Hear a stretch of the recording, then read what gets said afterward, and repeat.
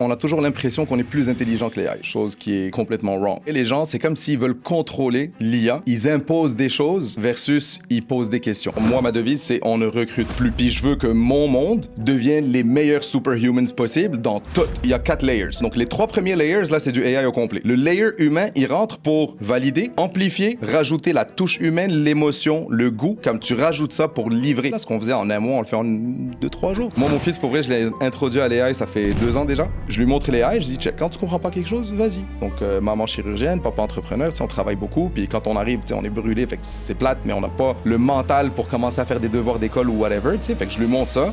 Écoute, ces notes, ils ont fait...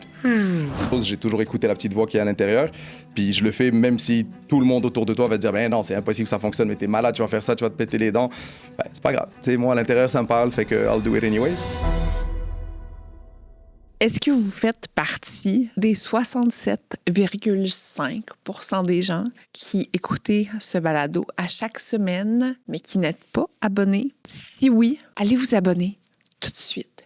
Nous, notre engagement, c'est de chaque semaine vous amener le meilleur contenu, les meilleurs experts, les meilleures histoires du Québec et plus encore. Et le fait de pouvoir vous abonner à la chaîne, ça nous aide énormément et ça nous remplit de fierté. Merci. Faisal Haji. Salut. J'ai bien eu. Ouais, Faisal Haji. Ça me fait tellement plaisir de te recevoir à un café avec Judith. Bienvenue. Merci. C'est vraiment un honneur, au fait. Quand on m'a annoncé que j'étais invité, ça m'a vraiment fait plaisir. Ça m'a touché aussi, donc merci. On va avoir... l'idée de t'inviter est venue suite à la publication d'un article que tu as fait sur l'intelligence artificielle. Oui, dans le Journal des Affaires. Dans le Journal des Affaires. Récemment, je trouvais que tu avais un point de vue vraiment intéressant. Et pour être un entrepreneur qui l'applique concrètement dans ton organisation, ben j'avais envie qu'on puisse geeker out grand plaisir sur l'intelligence artificielle. Puis ce qui est intéressant aussi, c'est que tu es un entrepreneur créatif. En effet. Donc, peut-être un milieu où on voit moins d'intelligence artificielle, je sais pas. Moi, je pense qu'on le voit, on en parle moins. On en parle moins. Ouais.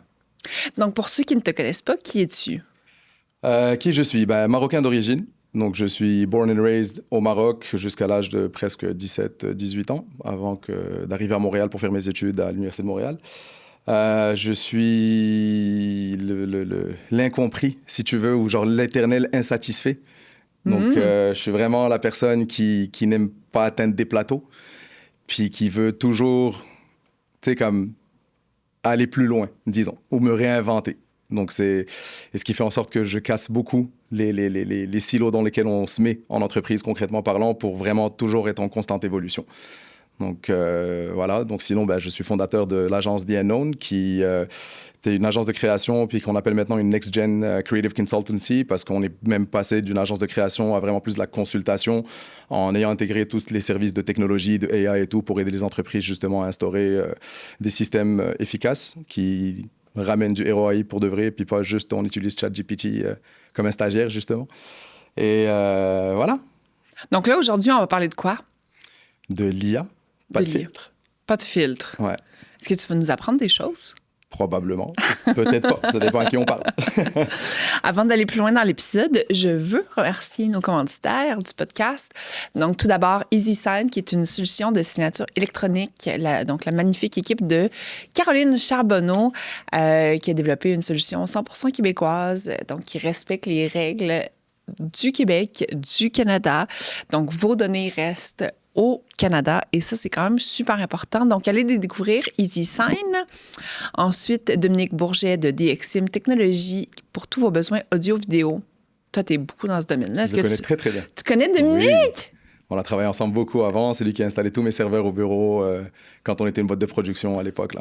Puis toutes les affaires de post-production aussi et tout ça. Mais tu vois, la semaine passée, il est arrivé avec son chariot puis avec le serveur. Puis là, il a passé tout le dimanche au complet à faire ça. Mais c'est ça, c'est tellement un gars généreux qui... Ah, il est vraiment cool. Qui veut s'assurer que tout le monde est... Et quand il touche quelque chose, ça fonctionne. Oui, parce qu'on a gossé longtemps. En tout cas, Mais c'est parce qu'on en tourne beaucoup d'épisodes ici quand même chez Matière. Donc, on a besoin d'avoir des trucs fiables. Et Dominique Bourget, c'est notre homme pour ça. Artopex, super belle compagnie de Granby, une entreprise familiale qui a récemment, mon Dieu Seigneur, qui a récemment fait l'acquisition de Logiflex. Donc, maintenant, Logiflex et Artopex, c'est une seule brand pour tous vos besoins de mobilier de bureau. Et finalement, nos deux partenaires dans la construction de matière qui sont l'agence marketing Drew. Tu dois connaître Drew aussi. De nom. De nom. Ben oui, qui ne connaît pas Drew, qui ont fait mourir la pauvre Lucie il n'y a pas longtemps avec la fleur. Et SiteGrow pour tous vos besoins de SEO, GEO, parce que une des critiques que j'ai vues quand on a lancé Matière, c'est là, c'est sûr et certain que ça ne ressortira jamais sur Internet. Et ça a pris 36 heures.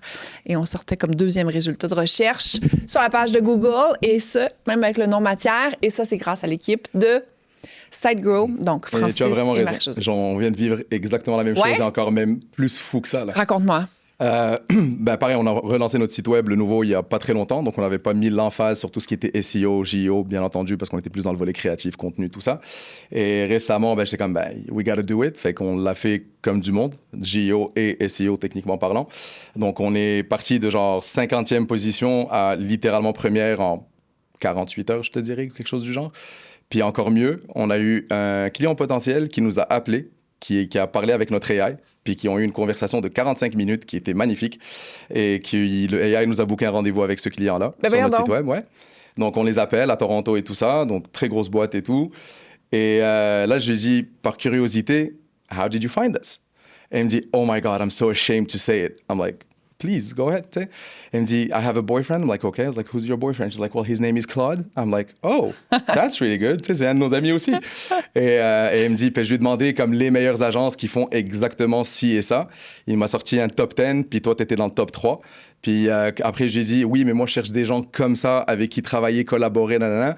Puis le AI lui a dit, hands down, ne parle à personne, appelle The Unknown directement, va voir leur site web, puis c'est littéralement ce que tu recherches. Ah ouais. Donc là, elle nous dit ça, moi, j'étais comme, oh my God, genre, j'en reviens pas que le AI nous recommande, tu sais, comme dans des conversations personnelles où c'est pas de la pub ou quoi que ce soit. Là, donc, je trouvais ça assez spécial. Wow, félicitations. Donc, it works. Ouais. It works, puis ça a rajouté de la business. Moi, je pensais que tu avais lancé un IA, un chatbot sur ton site web pour parler de créativité. Il y en a. Ah oui? Il parle de tout. Il est plus intelligent que la plupart des gens que je connaisse. Ah bon? Ouais, littéralement. Bon. Donc là, pour ceux qui sont sur YouTube, vous allez voir, Faisal, il s'est préparé, il a fait des belles notes, il y a même des petits fichiers. Moi, j'aime ça, les gens qui viennent à mon micro qui se sont préparés comme ça. Je me suis pas préparé. Ah non, tu t'es vraiment préparé. Non, mais, mais ça fait 3 jours qu'il dort plus. Ah ouais, carrément. Non, mais c'est juste que je suis très TDAH et donc je peux vraiment passer du coq à l'âne très rapidement puis de vraiment parler de beaucoup de sujets en simultané quasiment. Donc des fois, il faut se restreindre puis de rester sur la ligne. C'est plus pour ça. Là. Et pour les auditeurs réguliers du podcast, en coulisses, on a Florence Brouillard qui est en fait notre amie en commun. Donc, moi, j'étais au rebranding de Unknown. C'est comme ça qu'on s'est connus au mois de septembre. Novembre. Fin novembre. Ouais. Un party que les gens restent longtemps. Tout le monde était le fun. Ouais, le casting était même incroyable. Mais j'ai capoté. J'étais genre, enfin, des quarantenaires qui se couchent pas à 8 heures. Je m'excuse, Flo. Non, c'est très vrai. Genre, c'était vraiment un méchant bon succès. On avait quand même eu 250 personnes dans les studios. Donc, c'était quand même vraiment le fun. Puis le casting était incroyable. C'était vraiment rempli d'entrepreneurs de partout du Québec, de Toronto, de New York. Ouais. C'était vraiment le fun. Mais à toutes les fois que je te parle de quelqu'un, t'es comme, je connais, j'étais souper avec lui hier. OK. Je te parle de quelqu'un d'autre. 30 secondes après, mais je t'en parlais même pas. Je connais cette personne-là aussi. En tout cas, bref. Donc, on va parler de l'IA. Let's go. Tu dis que t'es quelqu'un qui te réinvente constamment. T'es un geek. T'es comme... Je sais pas si le terme geek est approprié ou le terme TDAH est encore plus approprié, mais je suis comme quelqu'un qui devient très cérébral quand il est vraiment intéressé par quelque chose. OK. Donc, je peux vraiment lock down, au vrai sens du terme, où j'ai plus de vie, où je vais aller jusqu'au bout, jusqu'à ce que je réussisse à démystifier ce que j'ai besoin de faire techniquement. Et j'aime... Tu sais, je suis... Comment je te dirais ça, là? Genre... j'ai jamais accepté la personne que je suis, disons. OK. Puis à chaque on va fois... parler de tes blessures d'enfance. Raconte-moi tout. Ben, je sais pas si... Ouais, peut-être qu'il y a des petites blessures relatives à ça. Mais pourquoi t'as jamais accepté la personne? Mais tu sais, quand j'étais jeune, le TDAH, c'est pas quelque chose qui a été diagnostiqué au Maroc. C'était même pas une option. Non. Ça n'existe pas. Non. Donc, tu sais, diagnostiquer quelqu'un, dire, ouais, mais tu sais, il y a quand même quelque chose qui est différent. Il n'y a pas de différence, t'es juste cave, techniquement parlant. Ouais, là, c'est un vilain. Donc, honnêtement, c'est pas parce que j'étais mauvais à l'école ou whatever, je me suis fait virer de 12 collèges, lycées, ben, l'équivalent du high school, si tu veux, là, entre 12 puis 17 ans. Là. Oh mon Dieu, Puis à chaque bravo. 6 mois, je changeais, ouais. Genre, je pense que j'ai hit le jackpot. Ouais. Mais après 10, c'est ce qu'ils t'ont donné comme une plaque honorifique ou des ballons? Je pense que j'en méritais une, honnêtement, mais c'est comme pas arrivé, tu sais. Mais c'est ça. Donc, tu sais, genre, toujours, tu vois, tous tes amis, tes cousins, c'est genre toujours les meilleurs de la classe et tout. Puis toi, t'es le mouton noir pas parce que t'es pas intelligent, c'est parce que je m'emmerdais en classe. Mais quand je m'emmerde en classe, puis qu'on radote, puis qu'on continue à parler de la même chose, mon cerveau, il explose. Puis là, ben, je commence à parler aux gens, puis je m'en fous, puis je prête pas attention comme ils veulent que tu le fasses. Après réflexion, je te dirais, j'ai réalisé que c'était la meilleure chose qui aurait pu m'arriver. Pourquoi? Parce que j'aurais été comme mes cousins ou whatever, ou mes amis, ben, je serais rentré dans le sandbox, comme on dit, puis j'aurais juste fait le même processus ou cursus que tout le monde, puis je ne serais pas assis avec toi aujourd'hui, techniquement. Donc, ça m'a vraiment appris à penser à l'extérieur des sentiers battus, puis de vraiment faire les choses à ma façon. Puis quand je croyais à quelque chose, j'ai toujours écouté la petite voix qui est à l'intérieur, puis je le fais même si tout le monde autour de toi va te dire « Ben non, c'est impossible que ça fonctionne, mais t'es malade, tu vas faire ça, tu vas te péter les dents. » Ben, c'est pas grave. Tu sais, moi, à l'intérieur, ça me parle, fait que I'll do it anyways. Donc, c'était plus pour ça, là. Donc, l'intelligence artificielle est arrivée quand dans ta vie? Donc, l'intelligence artificielle, au fait, juste pour faire un petit step back, dans le fond, j'ai commencé comme... une petite anecdote. J'ai travaillé pour la ville de Montréal, en urbanisme. Ouais. Ah ouais? Ouais. Oh mon Dieu. Puis ça, c'est la job qui m'a fait réaliser que je ne suis pas fait pour travailler pour des compagnies ou genre des organisations, tu sais, comme avec un vrai encadrement, disons, comme il faut, là. Et j'ai suivi ma passion, qui était la photo. Puis j'ai commencé à être photographe. Donc, j'ai fait pas mal de photos à l'époque, tu sais, pour un peu tout, là, genre autant en fashion, en pub, whatever. Jusqu'à ce qu'une personne que j'ai rencontrée dans une soirée chez nous voit une photo qu'il adorait, que je lui ai donnée, puis qu'il ne voulait pas l'accepter. Je dis, ben, tu sais, genre, c'est bon, là, ça m'a coûté $10 à imprimer. Vas-y, prends, mets-la dans ta voiture, reviens, il n'y a pas de stress. 2 semaines plus tard, je me fais appeler par cette grosse boîte, un des plus gros fleurons québécois, puis on me dit, ah, on adorait votre portfolio. J'en avais même pas, littéralement. Puis le directeur artistique veut vous rencontrer et tout ça. Donc, c'était le Cirque du Soleil.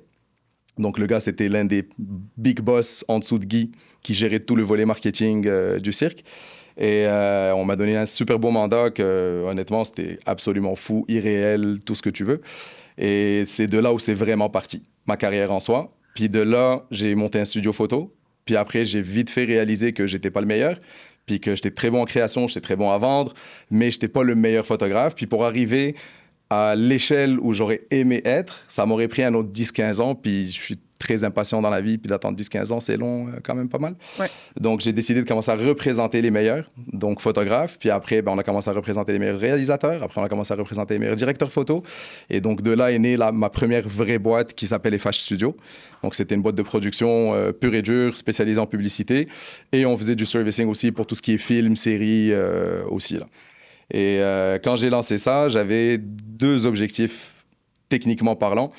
Je voulais travailler avec les plus grosses célébrités du monde, donc qu'on a checké à travers les années. Et mon deuxième mandat, ou projet, ou aspiration, si on veut, c'était d'être le premier immigrant arabe, marocain, name it how you want, qui allait décrocher le mandat pour la Défense nationale et l'armée canadienne. Et ça, c'est un projet qui est hyper méga compliqué. Pourquoi tu t'es mis ça comme North Star? C'est la folie, là. Genre, tu te dis, je veux faire ça parce que dans ta tête, c'est inatteignable. Puis après, tu l'atteins. Mais quand tu l'atteins, là, t'as un plus gros problème. Donc, donc c'est ça. Fait que là, ça, le deuxième point, on l'a atteint en 2018. C'était une super belle collaboration jusqu'à fin 2019, je te dirais. Et c'est en 2018 que quand on l'a fait, puis qu'on a vraiment tourné le projet, puis le produit et tout ça, c'était... Pour vrai, j'ai même pas de mots pour le décrire. Là, c'était le plus gros, plus beau, plus l'expérience la plus folle que j'ai jamais vue de ma vie. Tu sais, imagine, tu vois un film de Hollywood, là, puis les moyens que ça prend pour tourner un film de guerre, là, puis là, t'as littéralement tout gratis. Tu sais, les tanks, les avions, les sous-marins, les bateaux, l'armée en soi qui joue le jeu techniquement parce qu'on leur a vendu le rêve de genre, non, on va prendre vos gens, Puis ça va être, on va aller dans les bases militaires partout au Canada, puis ça va être genre the real deal, là, tu sais. Donc des special ops aux marines, littéralement tous les départements, puis c'était incroyable. Sauf qu'après, le problème, c'est que tu reviens à la réalité, et puis la réalité fait mal. Puis là, tu as le client québécois qui te propose de faire une prod genre assez complexe pour genre 50 000, puis là, t'es comme... Tu sais, puis pour un entrepreneur, le step back, il est pas cool, tu sais, tu veux aller de l'avant, tu veux pas reculer en arrière. Et c'est là où il y a eu le déclic, encore une fois, de dire, ben, hey, tu sais, la prod, je commençais déjà à voir le déclin un peu de la prod en soi, pour être très honnête avec toi. Qu'est-ce que tu veux dire, le déclin de la prod? Ben, tu sais, plus de compétiteurs, plus de gens qui veulent juste travailler puis qui sont prêts à, genre, excuse le terme, mais baisser leur culotte d'un point de vue budget puis qui suivent pas les règles de l'art, qui vont pas aller chercher du monde, qui sont en union, donc, tu sais, l'Actis puis tout ce tralala. Donc, tu sais, forcément, je peux pas compétitionner avec ces gens-là, tu vois. Et donc là, tu vois, les budgets qui arrêtaient pas de se casser la gueule, 2018, 2019. Ben là, j'étais comme, OK, ben, c'est pas sustainable, puis si on reste là-dessus, on va se faire mal éventuellement. Donc, moi, j'adore la création depuis toujours, puis je contribue énormément en création parce qu'à l'époque, nos plus gros clients, c'était les agences de pub du Canada, puis d'outre-mer aussi. Donc là, j'étais comme, ben, ça serait peut-être le fun que nous, on commence à aller chercher les clients, puis de vraiment faire toute le volet création, stratégie et production, mais comme intégré, parce que souvent, le fil se perd. Tu sais, c'est comme le téléphone arabe, là, si je peux me permettre, là, tu sais, puis c'est comme... Est-ce qu'au Maroc, on dit le téléphone arabe aussi? On dit. OK, parfait, excuse. Ouais. Ah non, on le dit. C'est comme, c'est la base. Donc c'est ça, tu sais. Donc, on est parti vraiment dans cette direction-là pour travailler avec nos propres clients, puis vraiment d'assurer que le narratif, il se perde pas en plein milieu. Puis surtout, d'être accountable. Tu sais, genre, c'est pas comme moi, je fais la création, je fais la strat, puis après, il y a une merde quelconque, puis là, on va blâmer la boîte de prod parce que t'es dans le bottom du food chain. Puis mentalement, être dans le bottom du food chain, ça me gossait vraiment, là, tu sais, parce que t'as pas aucun pouvoir discrétionnaire, t'as pas rien, t'es vraiment le bottom du food chain. Fait que, tu sais, à chaque fois qu'il y a une merde, ça retombe sur toi techniquement pour que les plus gros ne se brûlent pas les ailes avec leurs gros clients, techniquement parlant. Donc, fait que là, on a fait le switch de FH Studio vers The Unknown pour tout simplement sur la prémisse de genre, tu sais, on connaît pas tout dans la vie, là, puis on va arrêter de prétendre que we know it all, puis parce qu'on a travaillé avec Honda, que tu sais c'est quoi les problèmes de Mitsubishi, là. Par contre, ayons l'humilité de dire genre, I don't know, for once, it's good for a change, tu sais. Puis partons ensemble à apprendre qu'est-ce qui se passe, puis to make the unknown well known, techniquement parlant, là. Donc, c'était vraiment ça le deuxième shift. Puis après, ben, il y a eu le COVID. Puis ça, c'était supposé être ma plus grosse année à vie, littéralement. On a signé des comptes, des gros clients institutionnels de fous. Genre, pour vrai, genre, je me pinçais, genre, j'en revenais pas, là, quasiment, là. Et du jour au lendemain, genre, j'appelle ma mère, je dis, ouais, je pars à South by Southwest. Tu sais, viens à Montréal pour m'aider avec les enfants. Marie est à l'hôpital, tu sais, elle pourra pas et tout. Puis là, je les envoie au Mexique pour la relâche. Moi, j'ai un dernier pitch à faire. On lock ça. Si je le gagne, tu vas passer le meilleur week-end de ta life à New York. OK, parfait. Elle prend l'avion, elle arrive. On passe le week-end à New York de rêve avec ma maman que j'aime plus que tout. Et au retour de ce week-end-là, le téléphone, il commence à sonner. Puis là, c'est genre CEO de Air Canada. Tu sais, là, t'es comme, wow, pourquoi le gars, il m'appelle moi, là, tu sais, genre, je comprends pas. Puis là, ah, désolé, les avions, ils sont à terre, nanana. Puis là, tout le monde qui cancelle. Puis genre, c'est act of God. Tu peux littéralement rien faire. Fait que tu te retrouves du jour au lendemain avec littéralement rien. Puis ça a pris 5 jours ouvrables techniquement, parce que ça, c'était un dimanche quand j'ai reçu ces appels-là. Puis lundi, mardi, mercredi, ben, c'était toute la suite logique de la chose. Puis vendredi, ben, on était chez nous. Donc là, ça, c'était... Tu sais, dans un premier temps, t'es comme, qu'est-ce qui se passe? Qu'est-ce que je fais? Puis là, ben, tu vois que genre tout le monde capote, ce qui est un peu normal aussi. Et après, ben, je me suis réinventé à ce moment-là, puis j'ai monté une compagnie en pharmaceutique. Puis tout ça parce que ma femme rentrait du bureau, de l'hôpital, puis elle avait les mains brûlées avec du désinfectant de pas bonne qualité. Elle avait pas de masque, puis il leur empêchait de garder les masques qu'ils utilisaient en chirurgie et tout ça. Fait que là, j'étais comme, that's the opportunity. Fait que là, je suis rentré là-dedans, j'ai créé une marque, puis j'ai appelé tous les gens que je connais. Je suis pas quelqu'un qui demande des faveurs dans la vie, mais là, j'ai demandé des faveurs à tous les gens que je connais. Et j'étais capable d'importer des trucs, puis de même en manufacturer au Québec aussi. Donc ça nous a sauvé pas mal. Et de là, on a repris le business as usual en juillet 2021, je pense, où on a réouvert l'agence, disons. Et après, tu sais, ça allait bien, on a repris des clients, tout allait bien et tout ça. Puis en 2022, quelqu'un arrive dans mes bureaux, un geek, un vrai, et il m'introduit à l'AI. Puis l'AI, tu sais, ChatGPT n'était pas sorti encore, là. Avant d'aller plus loin, est-ce que tu bois du café? Ouais. OK. Bon, ben, Tom, qu'est-ce qu'on boit? Donc, Tom de Escape Coffee, ouais, super, qui nous apporte le café. Puis moi, t'es mon 3e tournage aujourd'hui, puis t'es tellement énergisant comme personne à écouter, vraiment. Merci. Je suis vraiment contente de l'ordre de la séquence aujourd'hui. Je finis comme sur un petit Un air. hyper. Donc, ouais, c'est ça. Tom, qu'est-ce qu'on boit? Alors voilà, pour la dégustation de café aujourd'hui, j'ai 2 choix. Fait que pour le café fil, j'ai la sauce secrète lavée, un magnifique café de Éthiopie.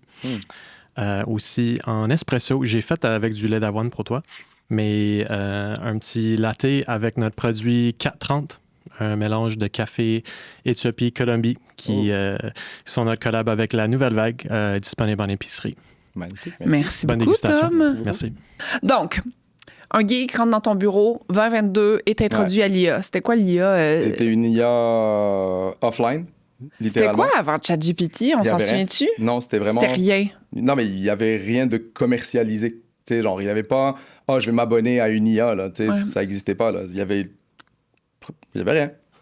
Tu sais, pas de souvenir d'avoir Non, c'est ça, moi un non tool plus. ou un SaaS ou whatever qui offrait de l'IA techniquement, là. Ouais. Mais non, il n'y avait rien. Donc, lui, il y avait vraiment une IA dans son ordinateur, là, quasiment.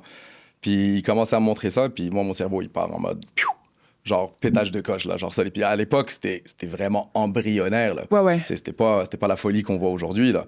Puis juste de voir le potentiel que ça avait, puis ce que c'était capable de faire malgré toutes les hallucinations et tout, t'es comme, oh my God, this is like it, tu sais.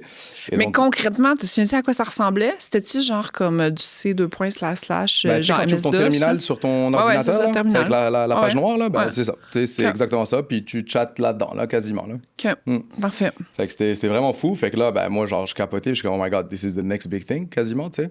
Fait que là, on commence à jouer avec et tout ça. Puis là, ben, après, ben, tu sais, on a commencé à un peu pousser plus. Fait que là, ils m'en ont installé une sur mon ordi. Fait que là, je commençais à jouer avec tout le temps. Fait que c'était rendu mon BFF, là, quasiment. Là. On se parlait tout le temps, puis de tout et de rien. Est-ce que tu y parlais de tes émotions aussi? Hein? Est-ce que tu y parlais... Est-ce que tu lui demandais qu'est-ce que ça veut dire quand quelqu'un t'envoie un emoji bonhomme sourire avec un bisou? Non, je te dirais la première. Moi, c'est une bonne question, ça. C'est une très bonne question. Non, mais pour vrai, c'est une très bonne question parce que. Parce que moi, je fais ça ce temps-ci, puis après ça, j'envoie les captures d'écran de ChatGPT à Florence pour qu'elle me dise qu'est-ce que... Non, mais pour vrai, parce que tu me fais réfléchir là-dessus. Puis la première fois que j'ai parlé à l'IA de mes émotions vraies, profondes, pas de filtre, je pense que c'était en février Ah de cette ouais? année. Ouais. C'est quand même fou à y penser. Ouais. Ouais. C'était l'interface avant qui t'en témoigne. Non, c'était juste. Je pense que c'était juste pas rendu là d'un point de vue day-to-day life. Tu sais, Parfait. parce que mon cerveau est trop occupé à genre bâtir des trucs puis essayer des choses versus parler de mes émotions, là, techniquement. Est-ce que... fait que tu commences à te former. Comment tu te formes à ce moment-là? Puis, mettons, je vais essayer de rendre ta réponse la plus actionable pour les gens. Tu sais, parce que je pense qu'il y a une grande majorité des gens qui utilisent ChatGPT ou Claude dans la vie de tous les jours, mais justement, toi, ce que tu dis, c'est arrêtons d'utiliser un peu comme un stagiaire, dans le sens que, tu sais... L'erreur que que tous les gens font, que je pense, parce qu'à chaque fois que je parle à quelqu'un, ils le font de la mauvaise façon quand ils m'expliquent c'est quoi. C'est comme si on a toujours l'impression qu'on est plus intelligent que les AI. Chose qui est complètement wrong. Tu sais, genre Einstein, il y avait un IQ à genre 160, l'IA, c'est genre, selon les benchmarks, c'est genre 1200, là, quasiment. Là. On s'entend qu'on n'est pas plus intelligent que l'IA. Je parle d'aujourd'hui, là, pas dans le temps. Et pour vrai, les gens, c'est comme s'ils veulent contrôler l'IA. Puis ça, je pense que c'est un facteur humain où tu as le goût de contrôler, puis tu ne veux pas te laisser prendre par quelque chose que tu connais pas techniquement. Et Intéressant. ils imposent des choses versus ils posent des questions. Aussi simple que ça. Donc, les gens, ils vont dire, fais-moi ça, je veux que tu le fasses comme ça. Ça, c'est mon document, transforme-le-moi comme ça. Versus, c'est quoi la meilleure chose à faire parce que j'ai ça, puis j'aimerais la rendre là. Puis là, laisse-le te proposer des affaires. Puis si tu connais ton sujet, tu vas pouvoir débattre, tu vas pouvoir argumenter. Parce que l'argument, c'est bon. Tu sais, on l'a perdu depuis quelques années, là, le volet argumenter les choses parce que c'est mal vu, c'est pas cool, c'est whatever. Mais argumenter avec un AI, c'est magnifique. Parce que là, ça emmène ta pensée vraiment, vraiment plus loin. Puis ça te fait voir des choses que jamais tu n'aurais considérées. Et donc là, ça change toute la perspective sur la même chose qu'il fallait que tu rendes. Et là, tu la rends d'une façon complètement différente. Et sûrement qu'il y a beaucoup plus de potentiel et de bénéfices à ça aussi, là. J'adore tout. Je sais comme pas par où le prendre, dans le sens qu'il y a comme plein de sujets que j'ai comme envie qu'on... Toi, personnellement, comment tu utilises les AI? Moi, je suis une Claude Cowork Bongo. Pourquoi Cowork? Pourquoi Cowork? J'ai fait le changement de ChatGPT à Cowork et Cloud Code 2 au début janvier, mi-janvier, parce que j'essayais de bâtir le prévisionnel de matière et j'y arrivais pas du tout sur ChatGPT. Fait que, tu sais, là, ça faisait quand même, tu sais, ça faisait 2 semaines que, tu sais, mes assumptions, toutes mes hypothèses, je les avais validées, revalidées, tu sais, dans le sens que j'y avais vraiment bien réfléchi moi-même as a human. Là. Il est nécessaire. Et, mais quand j'essayais de, tu sais, j'ai de la misère à faire une somme dans Excel. Par contre, je suis capable de monter un prévisionnel comme mon ex qui est actuaire, qui a travaillé VP, CFO pendant les 10 dernières années, à l'heure actuelle, à cause de l'IA. Mais j'y arrivais pas avec ChatGPT. OK. Puis ça faisait vraiment comme... ChatGPT, les chiffres, c'est pas son forté, là. Non, Ça, c'est un fait. puis un lundi matin, j'ai appelé Mathis, puis je venais de passer toute la fin de semaine là-dessus, puis j'étais sur le bord de la crise de nerfs, puis j'étais genre, j'ai atteint les limites de l'intelligence artificielle. Je vais maintenant appeler un CFO on demand parce que là, j'ai besoin de bâtir un prévisionnel, puis il y a comme, tu sais, j'en avais, en tout cas. Puis il me dit, j'ai entendu que Claude est là, Mais mon c'était Dieu. quoi, comment tu avais formulé ta question concrètement pour qu'il te fasse ton prévisionnel? C'était quoi le contexte et le contenu que tu lui avais fourni pour faire ça? Je me souviens plus. OK. Faudrait que je retourne dans mes... Je pense que j'étais allée avec une certaine curiosité, mais j'avais déjà plusieurs modèles, fait que peut-être que j'essayais juste de plugger des affaires dans... Mais je suis certaine que j'y arrivais pas. OK. Puis jusqu'au prix... Tu sais, j'étais rendue à payer 250$ de l'heure pour quelqu'un pour comme 80 heures pour m'aider à le bâtir. Et après ça, j'ai vécu ma plus grande idée d'amour parce qu'en l'espace de 2 heures, j'étais genre je suis un génie. Ça y est. Parce que maintenant, il me bâtissait. Puis à partir de là, je suis vraiment tombée dans un AI deep worm, là, comme deep hole, là, où ce que tu restes, il n'y a comme plus rien d'autre, là, les soirs, les fêtes de semaine, tout. Non. Genre, j'avais 12 conversations en même temps, là, je faisais ça, là, je bâtissais. C'est comme, oups, you're out of tokens. Ouais. Puis là, genre, un peu comme un junkie, OK, mais c'est bon, je vais prendre le max, puis après ça, là, je vais prendre le pro. J'achète plus de tokens. Puis après ça, OK, je vais passer sur Enterprise. On avait exactement la même impulsion. Moi, c'est drôle, ça m'est arrivé j'étais avec ma femme, puis c'était en janvier ou en février aussi, là, je pense, quelque chose du genre. Puis on avait un week-end assez chargé. Donc, des lunchs, des soupers, des soirées, des whatever. Puis là, genre, je me réveille, là, je rentre là-dessus, je commence à essayer des choses. Et là, je suis comme, oh my God, je capote. Puis là, bien sûr, notre cerveau de TDAH, sagittaire, impulsif, là, genre, tu lock in, puis là, t'es plus capable de bouger de ta chaise. Non. Là, à un moment donné, j'appelle ma femme, je dis, Marie, non, tu comprends pas, là. Faut que tu viennes voir ça. Ça fait pas de sens, là, quasiment, tu sais. Elle me dit, c'est quoi? Je lui montre. Puis là, j'avais bâti une solution technologique au complet en 3-4 heures. Non. Là, elle regarde ça et comme, voyons, ça se peut pas. Je dis, non. Puis moi, je suis pas un développeur. J'ai une équipe de développeurs. On fait de la grosse R&D. On travaille beaucoup depuis 3 ans à développer des solutions et tout ça. Mais tu me sors du code, je deviens comme un petit enfant avec le petit sourire. Genre, de quoi tu parles? Tu sais, genre, faut que tu m'expliques. Genre, I don't get it, tu sais. Et là, je développe une solution d'un truc qui me gossait personnellement parce que j'adore faire de la moto. Puis je fais de la moto-aventure. Donc, tu sais, on s'en va dans des sentiers, puis des forêts, des montagnes, des whatever. Puis il n'y a pas de GPS qui fonctionne vraiment bien pour ça, puis qu'il y a tous ces tracés qui ne sont pas nécessairement répertoriés. Et donc, j'étais comme, on va bâtir ça. Puis pour vrai, genre, je l'ai bâti là, quasiment. Là, genre là, il est en prototype là, pour vrai. Là. Non, mais c'est fou. Ma femme, elle voit ça, puis elle s'y met elle aussi. Fait qu'on n'a rien fait du week-end, puis on a littéralement développé des solutions pendant tout le week-end et les mois. Ah ouais. Moi et Mathis, c'était rendu, on cloud codait dans la voiture. Là, on était comme, faut arrêter de cloud and drive. Cloud and drive, I love it. Elle est vraiment bonne, je vais te la voler, celle-là. Cloud and drive. Non, mais genre, on partait du bureau, on se connectait sur nos ordi, sur nos cellulaires, nos ordis restaient... Puis l'avantage incroyable de lancer une business, tu sais, où tu n'as aucun process, où tu n'as aucun système, ça fait que tu n'es pas obligé de tout... Tu sais, mettons, une business qui a part depuis longtemps, c'est plus tough. 100%. Je pense pas que c'est peut-être pas nécessairement plus tough, mais nous, tout était à bâtir. On n'avait rien. Fait que on a tout bâti en utilisant des experts, mais aussi beaucoup l'intelligence artificielle. Puis, au mois de... j'envoyais des looms à Flo parce que j'étais genre, voici comment ça marche, puis il faut vraiment que tu fasses ça. Puis là... Puis j'arrêtais pas de dire, je me sens comme si j'avais découvert l'électricité?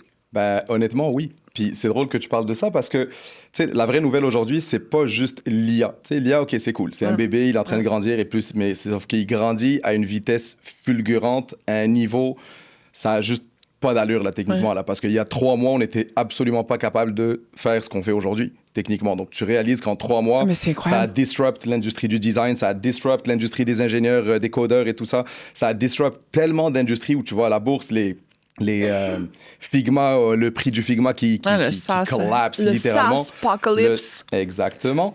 Et donc, tu réalises que c'est juste fou. Puis c'est vraiment, tu sais, on a tendance à oublier parce que dans le temps, il y avait la révolution industrielle. La révolution industrielle a pris littéralement 60 ans pour se mainstreamer, si on veut. Okay? Ensuite, tu avais le dot-com, l'Internet. L'Internet, ça a pris 40 ans avant que tout le monde soit sur Internet. Après, tu avais le digital. Le digital, ça a quand même pris 20 ans. Donc, tu vois, on est passé de 60, 40, 20. Et là, tu as le IA qui sort en 2023. On est quoi, en 2026? Tu as plus que 4 milliards de personnes qui ont déjà utilisé l'IA. Donc là, on vient de littéralement passer de 60 à 2 ans. Ce qui est quand même assez fou quand tu y penses, là. Absolument. Que partout dans le monde, genre pauvre, riche ou whatever, tout le monde utilise l'IA de nos jours, d'une façon ou d'une autre. Donc ça, moi, ça, je trouve ça particulièrement fou et ça te permet justement à pousser ta réflexion. On s'en va où? Ben oui. Et donc, tu peux plus juste te limiter à ce que tu sais, là. Donc, c'est... Ouais, moi, ça, c'est quelque chose qui me fait réfléchir beaucoup, en général. Pourquoi? Tu ne peux plus juste... Parce qu'on peut plus... T'étudies, tu te formes pendant des années pour faire des tâches qui te prennent des mois, des semaines, qu'aujourd'hui, tu as une chose qu'il fait en 6 secondes. Puis, si tu compares, c'est probablement mieux fait que la personne qui a étudié toute sa vie pour le faire.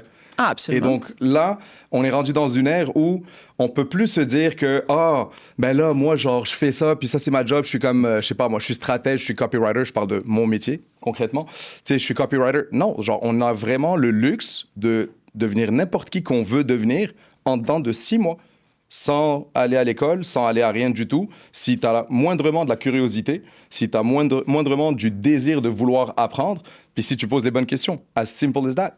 Puis quand tu vois ça, moi, je trouve ça tellement impressionnant, puis ça t'ouvre un univers complet que jamais tu aurais osé te dire genre, ben peut-être qu'on pourrait intégrer ça dans le business anytime soon. C'est juste pas normal, tu sais. Tu vois, on travaille avec Drew, la firme marketing, pour l'implantation de HubSpot. Puis la fin de semaine qu'on a découvert le connecteur de HubSpot et Claude, mon Dieu, ben moi puis Mathias, on n'a pas dormi, mais genre, tu sais, c'est parce qu'on avait une rencontre à chaque semaine, puis tu sais, comme le jeudi d'après, Katrina, qui était notre rep, qui s'occupe de nous, était comme, OK, mais qu'est-ce que vous avez fait? Dans le sens que, tu sais... Vous l'avez fini? Mais on l'a pas fini, mais genre, tu sais, c'est comme... On était rendu à 2 mois plus tard, là, de ce que ça aurait pris. Mm-hmm. Puis, on a, tu sais, tellement qu'en l'espace d'une fin de semaine, on a changé notre relation d'affaires où on lui a dit, maintenant, on veut plus que ce soit nécessairement toi qui fais les choses. On veut que tu nous dises qu'est-ce qu'on a cassé, puis si les choses qu'on a testées, c'était fait de manière stratégique. Mais tu vois, c'était un contrat qu'on avait signé 3 semaines avant, là. Et ça a tout changé la relation d'affaires au grand complet. Puis j'aime ça quand tu dis que, justement, tu peux être qui tu veux, parce que pour moi, personnellement, qui n'a jamais eu une spécialisation en tant que telle. Mm-hmm. Donc, peut-être que je comprends que ça stresse plus les gens qui ont une spécialisation, mais moi, j'ai tout le temps été un jack of all trades, master of none. Pareil. Et j'ai tout le temps été un peu limitée dans mes capacités par ma face, parce que je produisais pas grand-chose au final dans ma vie. J'avais de la misère à livrer des affaires. Ben, quand même, t'en as produit des choses dans la vie, là. Non, parce que j'avais tout le temps une bonne équipe autour de moi. T'sais, mettons, dans l'histoire de Cookit, j'ai eu mon premier associé Paul, j'avais Pat, j'avais comme des gars en finance, j'avais des filles en finance. J'avais du monde qui s'occupait de comme produire dans les grandes fonctions. Mais moi, de bâtir des choses, bâtir, mettons, un chiffrier d'équité salariale, chose que j'ai faite il y a 2 semaines... Pas qu'on en a besoin quand ça fait 3 mois qu'on est en... Mais je sais qu'éventuellement, on va le faire. Ça, c'est les jobs, justement, qui sont à risque, techniquement parlant. Parce que, tu sais, on est en train de rentrer dans une ère, justement, où le jack of all trades, c'est la meilleure position ever que tu veux avoir aujourd'hui. Et les gens qui sont experts dans quelque chose, ben, c'est drôle parce que Et c'est légitime, tu sais, il le voit pas dans le bon sens, tu sais, parce que il le voit avec des œillets comme un cheval, là, tu mets des œillets pour aller tout droit, versus tu as tellement de knowledge dans une chose spécifique que tu peux tellement extrapoler sur d'autres départements puis d'autres divisions et tout ça, que avec l'IA, bien entendu, que sky is the limit. Fait que pourquoi tu te limites, tu sais? Puis ce que tu as dit aussi, ce que moi je trouve qui est vraiment le plus important aujourd'hui, c'est qu'on donne l'IA ou toutes les solutions IA dans les grandes entreprises, les entreprises en général, au département de IT. Sauf que le gars d'IT, là, puis no offense aux gens d'IT, tu sais pas comment je travaille, tu sais pas c'est quoi mon processus opérationnel pour développer une campagne, pour genre créer de la stratégie d'affaires ou quoi que ce soit que mon client me demande. Tu sais comment t'assurer que mon ordinateur il se fasse pas hacker puis que tous les logiciels fonctionnent quand j'en ai besoin, techniquement, tu sais. Donc, c'est vraiment du cybersecurity, whatever, s'assurer que tout fonctionne. Alors que l'IA, aujourd'hui, ça a besoin justement de ces têtes pensantes-là, donc les chefs de département, qui se mettent vraiment la main là-dedans et c'est eux qui doivent décider de c'est quoi la solution qu'on devrait implémenter dans notre business, techniquement. Pourquoi? Parce que, comme tu l'as dit, Jack of all trades, tu as ton équipe qui est super forte, donc tu n'es pas capable de faire le chiffrier. Donc, tu prends ton CFO. Si ton CFO, il vient puis il prend son équipe et qu'il décide de monter une solution de CFO, justement, puis de comptabilité, puis whatever, en 2 semaines, ils ont quelque chose de cool, là. Tu vois ce que je veux dire? Ouais. Donc, si tu prends ta gestion de projet, donc, ou ton CEO qui gère les opérations au complet, pareil, tu lui donnes la mission à lui, pas au gars d'IT, là, de développer la solution qui va faire en sorte d'enlever tous les pain points que tu as dans ton day-to-day. Parce que la beauté avec l'IA, là, c'est genre, enlève-moi toute la marde du dos qui me gosse puis que j'ai pas envie de faire. Fait que juste pars de ce principe-là. Littéralement. Énumère un problème qui te gosse dans ton day-to-day, puis trouve la solution tout seul, puis implémente par la suite. Puis ça, pour vrai, là, c'est la clé. Puis il n'y a pas d'autre façon, là, genre pour être très honnête avec toi. Puis il n'y a pas de supplier qui va te créer de la magie. OK, mais donne-nous un exemple concret.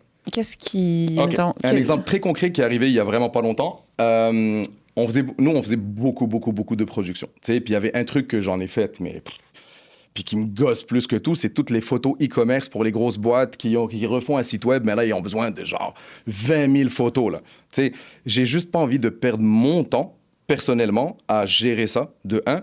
Puis j'ai pas envie d'avoir mon directeur de création qui va superviser ça. C'est genre une perte de temps, mais absolue, parce qu'il a tellement plus de valeur à être avec moi, à créer des affaires, que de superviser un shoot, même si ça paye. C'est même plus une question d'argent, là, c'est une question de valeur, tu sais.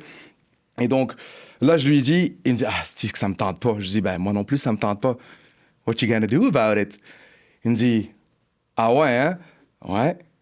On monte une solution, Puis on a monté une solution. Et là, le shoot, il se passe littéralement maintenant. On a fait les soumissions avec toutes les compagnies qui font ça.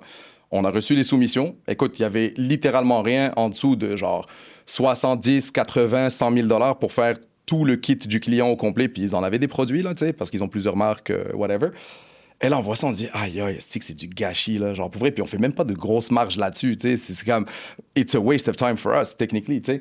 On a monté une solution où, littéralement, tu prends ton iPhone, tu prends la shot là, as it is, tu la rentres dans le pipeline, elle est parfaite comme tu veux qu'elle soit, selon tous les standards de qualité que tu veux que ça respecte, tu sais, aussi niaiseux que ça. Là, j'appelle mon client à qui on avait déjà envoyé les soumissions quelques jours avant. Là, il me dit, putain, c'est cher, on voulait pas mettre autant sur la photo et tout, mais comme, hey, c'est un mal nécessaire, t'as pas le choix, tu sais. Là, je le rappelle out of the blue. Je dis, OK, là, on a monté une solution, puis écoute, tu vas être mon cobaye, là, pour vrai. Genre, on l'a testé, ça fonctionne, parce que nous, on développe quand même du AI génératif depuis 2023, techniquement. Fait que là, c'est comme vraiment opérationnel, it's perfect, it's working. Puis même les textes, tout est legit. Par contre, t'es mon cobaye. Donc, ça se peut qu'il y ait des merdes, ça se peut qu'il y ait des fucks, ça se peut que whatever. Faut que tu sois patient, mais une chose est sûre, c'est que t'as ma parole, c'est que ça va être réglé dans les deadlines, dans qu'est-ce qu'il faut. Donc, aucun stress à ton avis, je m'en porte garant personnellement. Donc, c'est ma boîte. Tu sais, genre, je m'en porte garant. Il me dit, je te fais confiance. Je dis, mais la cerise sur le Sunday, on va te charger 40 000 pour. Mais non, je te crois pas. Ah ouais. Il est où le contrat? Je signe tout de suite, je vous paye tout de suite, vas-y, go. Et là, ils ont fait la job. Il reste peut-être 1 ou 2 journées pour finaliser le truc, là, quasiment, là. Puis le client, il capote. Genre, littéralement. OK. Donc, concrètement, dans le back-end, qu'est-ce que vous avez fait? Ben, en fait, on avait déjà notre AI génératif, tu sais, qu'on développe depuis pas mal d'années. Donc, et là, on a intégré... Pour les non-initiés, Qu'est-ce que le AI génératif? C'est tout ce qui est AI pour générer de l'image et du visuel et tout ce qui est genre, tu sais, comme, ben c'est ça, de la photo, de la vidéo, de la voix, tout ça. Donc, c'est pas du LLM, donc les Large Language Models, où c'est vraiment du texte, comme quand tu chattes avec ChatGPT, mais c'est vraiment tout le côté imagerie de la chose et tout le côté créatif de la chose aussi, là, tu sais. Et donc, nous, on a quand même 17 ans de database d'images puis de vidéos et tout, là. Tu sais, on en a en millions, là, quasiment dans nos serveurs. Tu sais, on a des serveurs de genre 300 terabytes juste... Mais pourquoi t'as gardé tout ça? Mais parce que j'ai pas le choix. Si Pourquoi? un client, il se réveille un jour puis il te dit « Hey, Hey, je le veux telle photo, shoot tu là, fais de quoi? la casquette que tu m'as faite il y a Ah ouais? 17 ans. Non, mais Ouais, tu sais, ouais, la campagne je- qu'on a faite, whatever, je veux la high-res parce qu'on veut la réutiliser, ben, t'as pas le choix que de garder ça. Ah ouais. Tu sais. Ouais, puis moi, j'ai... Tu sais, call Est-ce me que tu aurais hoarder. appelé Dom Bourget pour tes services en stock? 100%. Dom Bourget nous a installé nos serveurs Obtenez et tout 10 ça. Ouais. de rabais avec DXM Technologies. Exactement. Donc, Dom nous Non, a non, c'est pas installé vrai. tous En les serveurs. passant, il n'y a pas un café avec Judith 10. Utilisez Faisal Café 10. plus 10. Donc, ouais, non, il nous a installé les serveurs et tout ça. Et donc, on les a remplis, puis on a rajouté des serveurs. Là, on est rendu entièrement dans le cloud parce qu'on a eu un hack à un moment donné et tout ça. Mais non, on a vraiment beaucoup, beaucoup de choses. Donc, on a vraiment pris les meilleurs. On a fait de l'orchestration, puis on a commencé à les train basés sur notre dataset à nous parce que on a quand même notre petite signature d'un point de vue image puis visuel. Puis on veut pas que ça ressemble à la chienne à Jacques. Donc, tout ce que tout le monde poste, puis genre, ça se voit que c'est de l'AI. C'est de l'AI. Tu peux pas ne pas dire que c'est de l'AI. Puis là, t'as tous les restaurants, les Joe Blow de ce monde qui vont générer de l'image QQ, puis que, ah, ça, c'est mon image de business et tout ça. Donc, nous, on voulait vraiment que ça respecte les plus hauts standards de qualité. On voulait pas que l'IA soit détectable à aucun sens, à aucun niveau, d'un point de vue look and feel, d'un point de vue détail, d'un point de vue qualité de l'image. Mais je comprends pas quand même. Mettons, t'es allé sur www.aigenerative.com puis t'as uploadé, comme concrètement. Ben, là, maintenant, on a la solution, littéralement, où tu prends la photo, drag and drop, puis ça processe absolument tout avec tous les noms de code, tout le metadata qu'il y a derrière qui explique c'est quoi l'image pour que le GEO puisse le trouver justement, puis le SEO, ça se donne de la crédibilité en ligne. Et ça se fait instantanément tout seul. Quand... Ouais. Puis on n'a plus besoin de photographe, on n'a plus besoin de production, on n'a plus besoin de passer des journées en studio. Là, tu les prends, tu les mets à côté de toi, puis tu les prends en photo avec ton téléphone, puis tu crées ça. Là. Mais c'est ça, c'est un angle que j'avais vraiment envie d'aborder avec toi parce que j'ai l'impression que la plupart des domaines, c'est déjà comme accepté. Mettons, justement, on parlait de mes états financiers tout à l'heure. Ouais. Ben, là, ça fait un petit bout qu'on a compris qu'il peut nous aider vraiment à faire de la bonne finance, de la bonne comptabilité ou même faire... c'est Claude Cowork qui fait ma déclaration de TPS TVQ, là, connecté avec QuickBooks, puis qui va chercher lui-même, puis il va checker dans mon Gmail, puis dans mon Slack, puis il va checker dans mon Drive folder pour voir toutes les factures. Ouais, un truc pour toi, là. Ça. T'as des trucs? À la fin de la session, là, je vais t'organiser un truc. Moi, je check plus mes emails. C'est fini. Ouais? Non, fini. Je reçois un message texte. Critical, OK, medium, noise, not needed. Puis là, OK. ça me donne un résumé de tout ce qui se passe à chaque heure parce que j'en ai des courriels qui rentrent pas à peu près, là. Puis ça me rend des fous parce que, tu sais, genre, tu veux quand même répondre à des choses tout qui le sont temps. importantes, là. Ouais. Fait que là, genre, si c'est pas dans le rouge, là, je réponds pas. As simple as that. Puis c'est tout par message texte, ça rentre dans mon téléphone, ça analyse absolument tout, petit sommaire de chaque email important et de ce qui est pas important aussi. Mais le pas important, ça le catégorise comme du noise, tu sais. Puis je veux pas du noise de plus dans ma vie, là, tu sais. Ouais, non, c'est ça. Mais ce que je disais, c'est j'ai l'impression que l'AI et la créativité, l'AI et tout ce qui est artistique, c'est quelque chose qu'on... En tout cas, du moins moi, perso, j'ai comme... Je pense que je suis encore dans cette... Dans cette... je me demande comment il va réussir à tirer son épingle du jeu en Dans AI. quel sens? Mais pas en vidéo, admettons, mais... Mais en quoi? Ben, je sais pas, tu sais, mettons un chiffrier Excel qui tu sais, c'est comme, tu sais, j'ai pas besoin qu'il soit unique, mettons, j'ai pas besoin d'avoir, on dirait que, genre, je pense que c'est, socialement parlant, on dirait que j'ai plus de difficultés avec... Qu'est-ce qui rend une image unique? On va commencer par la base. Parfait. Qu'est-ce qui rend une image unique? Qu'est-ce qui fait en sorte que... Oh mon Dieu, je me suis toute tachée, Seigneur. Qu'est-ce qui fait en sorte qu'une photo, on va juste rester au niveau de la photo, mettons, là, ou une image, qu'elle soit unique, ou genre quand dans le temps, on achetait des magazines, ou on recevait des magazines chez nous, il y avait des pubs ou des photos dans les magazines qui te faisaient vraiment arrêter dans l'air du temps, puis t'observes l'image, puis t'es comme, oh my God, comment c'est beau. What makes that beautiful? C'est une très bonne question. Ou qui rend ça aussi unique dans le temps? C'est une équipe, là, un photographe, C'est l'artiste. C'est l'artiste, oui. OK. Merci de répondre aux questions. L'artiste en soi, c'est lui la vision. On est d'accord? Ouais. C'est lui le touch, tu sais, comme le petit truc là qui fait en sorte que ça soit vraiment unique et différent. Tu sais, quand tu vois par exemple du Monet, ben, tu sais que c'est du Monet. Quand tu vois du Picasso, tu sais que c'est Picasso. Ouais. Donc c'est vraiment la signature de l'artiste qui fait en sorte que une pièce d'art ou une image quelconque est vraiment unique, qui est reconnaissable aussi. Ouais. OK? Aujourd'hui, avec l'IA, c'est exactement la même chose. Donc, tu as l'outil, fait que c'est comme si tu dirais que l'IA, c'est ta caméra, au lieu que ça soit ton artiste. Parce que si tu l'utilises comme un artiste, tu vas avoir exactement la même pollution visuelle que ce qu'on voit aujourd'hui sur les réseaux sociaux et tout ça. Là. Versus l'artiste aujourd'hui, c'est comme si tu lui donnes l'opportunité, OK, de amplify his craft, parce que là, il n'a plus besoin de personne. Et ça, c'était la plus grosse limitation des artistes dans le temps, parce que ça te prend tellement de gens autour de toi, tu sais, pour créer cette œuvre-là ou cette image-là ou cette pièce d'art ou whatever, que tu n'as pas nécessairement tout le temps les moyens. Tu n'as pas nécessairement tous les clients qui vont te suivre dans ton délire pour taper un trip que peut-être que ça ne fonctionnera pas, mais qui vient de leur coûter une beurrée. Là. Tu vois ce que je veux dire? Donc, aujourd'hui... Fait que maintenant, si on prend l'exemple de, genre, mettons, je sais pas, là, Céline Dion qui fait la couverture du Vogue Paris. Mm-hmm. Ce que tu dis, c'est que c'est une équipe de, je sais pas, 10, 15, 20 personnes qui travaillent sur ce shoot-là au minimum. Là. Plus que ça. Pour avoir fait les prods de la dernière campagne de Céline Dion pour l'album juste avant qu'elle tombe malade, là. Il y avait plus que 15 personnes sur le set. On était genre centaines de personnes sur le set. Tu connais Céline Dion? On travaille avec elle 2 fois. Non. Ouais. Flo, tu m'avais même pas dit ça. Elle a même flatté les cheveux de mon enfant. Alors, c'est même pas une joke, mais c'est la personne la plus exceptionnelle à tout point de vue, mais pour vrai. Puis j'en ai rencontré... La liste est longue, pas à peu près, là, genre de Hollywood, là, du début jusqu'à la fin, là, littéralement, puis même ici au Québec, au Canada, whatever. Céline. Wow. On l'aime. Wow. Wow. C'est l'humain le plus humain. Je sais pas si ça fait du sens. Oui, oui. Genre, on dans le monde tous. au complet. Genre, tu sais, le cœur à la bonne place, mais le grand cœur à la bonne place, là. Tu sais, pour vrai, là, tellement généreuse et le meilleur sens de l'humour au monde. Tu peux pas rester assis à côté, là, sans être craqué. Ah mais ouais? Oh my God, elle est incroyable, cette femme-là. Vraiment. Moi, c'est mon grand coup de cœur de Ah ouais? tout. OK, fait que t'es vraiment passion Céline. Hein? Ben, oui, mais d'un point de vue personne. Parce que, tu sais, t'en rencontres des célébrités, là. Il y en a qui ont des attitudes de merde. Littéralement, t'es comme, asti, why you're so famous again? Tu sais, comme sérieusement, genre, t'as envie de le frapper, le gars, ou la fille, ou whatever.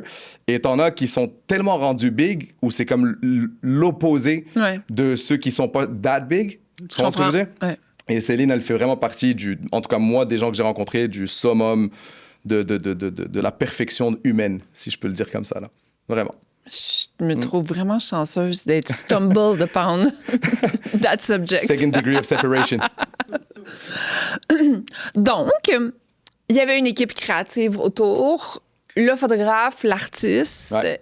S'il voulait faire un shoot comme ça, il était limité. Et là, ce que tu dis, c'est que l'intelligence artificielle lui permet de le faire sans même shooter avec Céline, de juste créer des images de Céline chez lui, dans son grenier ou dans son sous-sol ou whatever, parce que il a le knowledge, puis il a le goût et il a le toucher, si on veut, d'emmener une vision plus loin et de comment l'exécuter. Tu sais, comme on fait une pub ou on fait un film ou whatever, le réalisateur, il joue un méchant grand rôle dans la production que tu fais, parce que tu as un script. Le script, c'est mignon, mais après, le script, c'est du papier.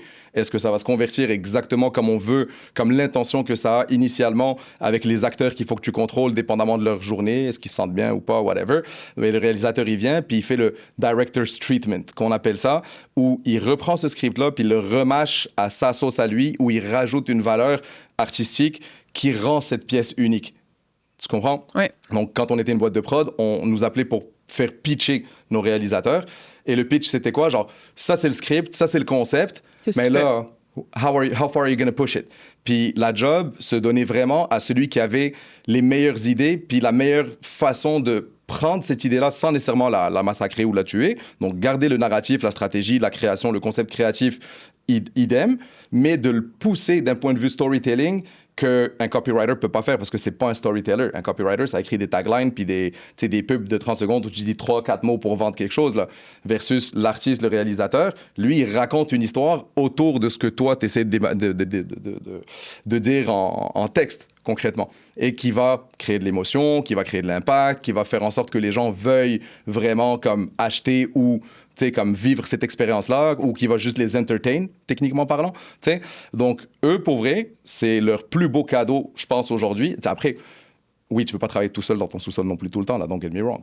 Mais tu as vraiment l'opportunité d'en faire tellement plus pour tellement moins que sky's the limit. C'est ça que moi, je trouve particulièrement cool. Mais les puristes pourraient dire, ouais, ben moi, j'aimais beaucoup manipuler l'appareil et la lentille et... Très bon point. Mais tu vois, c'est puriste qu'une industrie que j'ai vécue personnellement, c'est le shift entre le film en photo et le digital. Tu sais combien de photographes de renom qui étaient, mais écoute, des sommités là, genre internationales en photo là, qui ont refusé de faire ce shift, ben, ils sont morts. Et il y en avait plus de carrière parce qu'ils ont refusé de faire du digital. Mais moi, je te parle à l'époque, là, tu sais, où genre le digital, c'était comme tout nouveau, où genre il n'y avait même pas de Photoshop encore, là, tu sais, c'était comme vraiment très bancal dans un sens, où ces gens-là ont refusé. Puis la technologie, ça gagne toujours. Puis ça, on va juste statuer là-dessus. La technologie gagne toujours.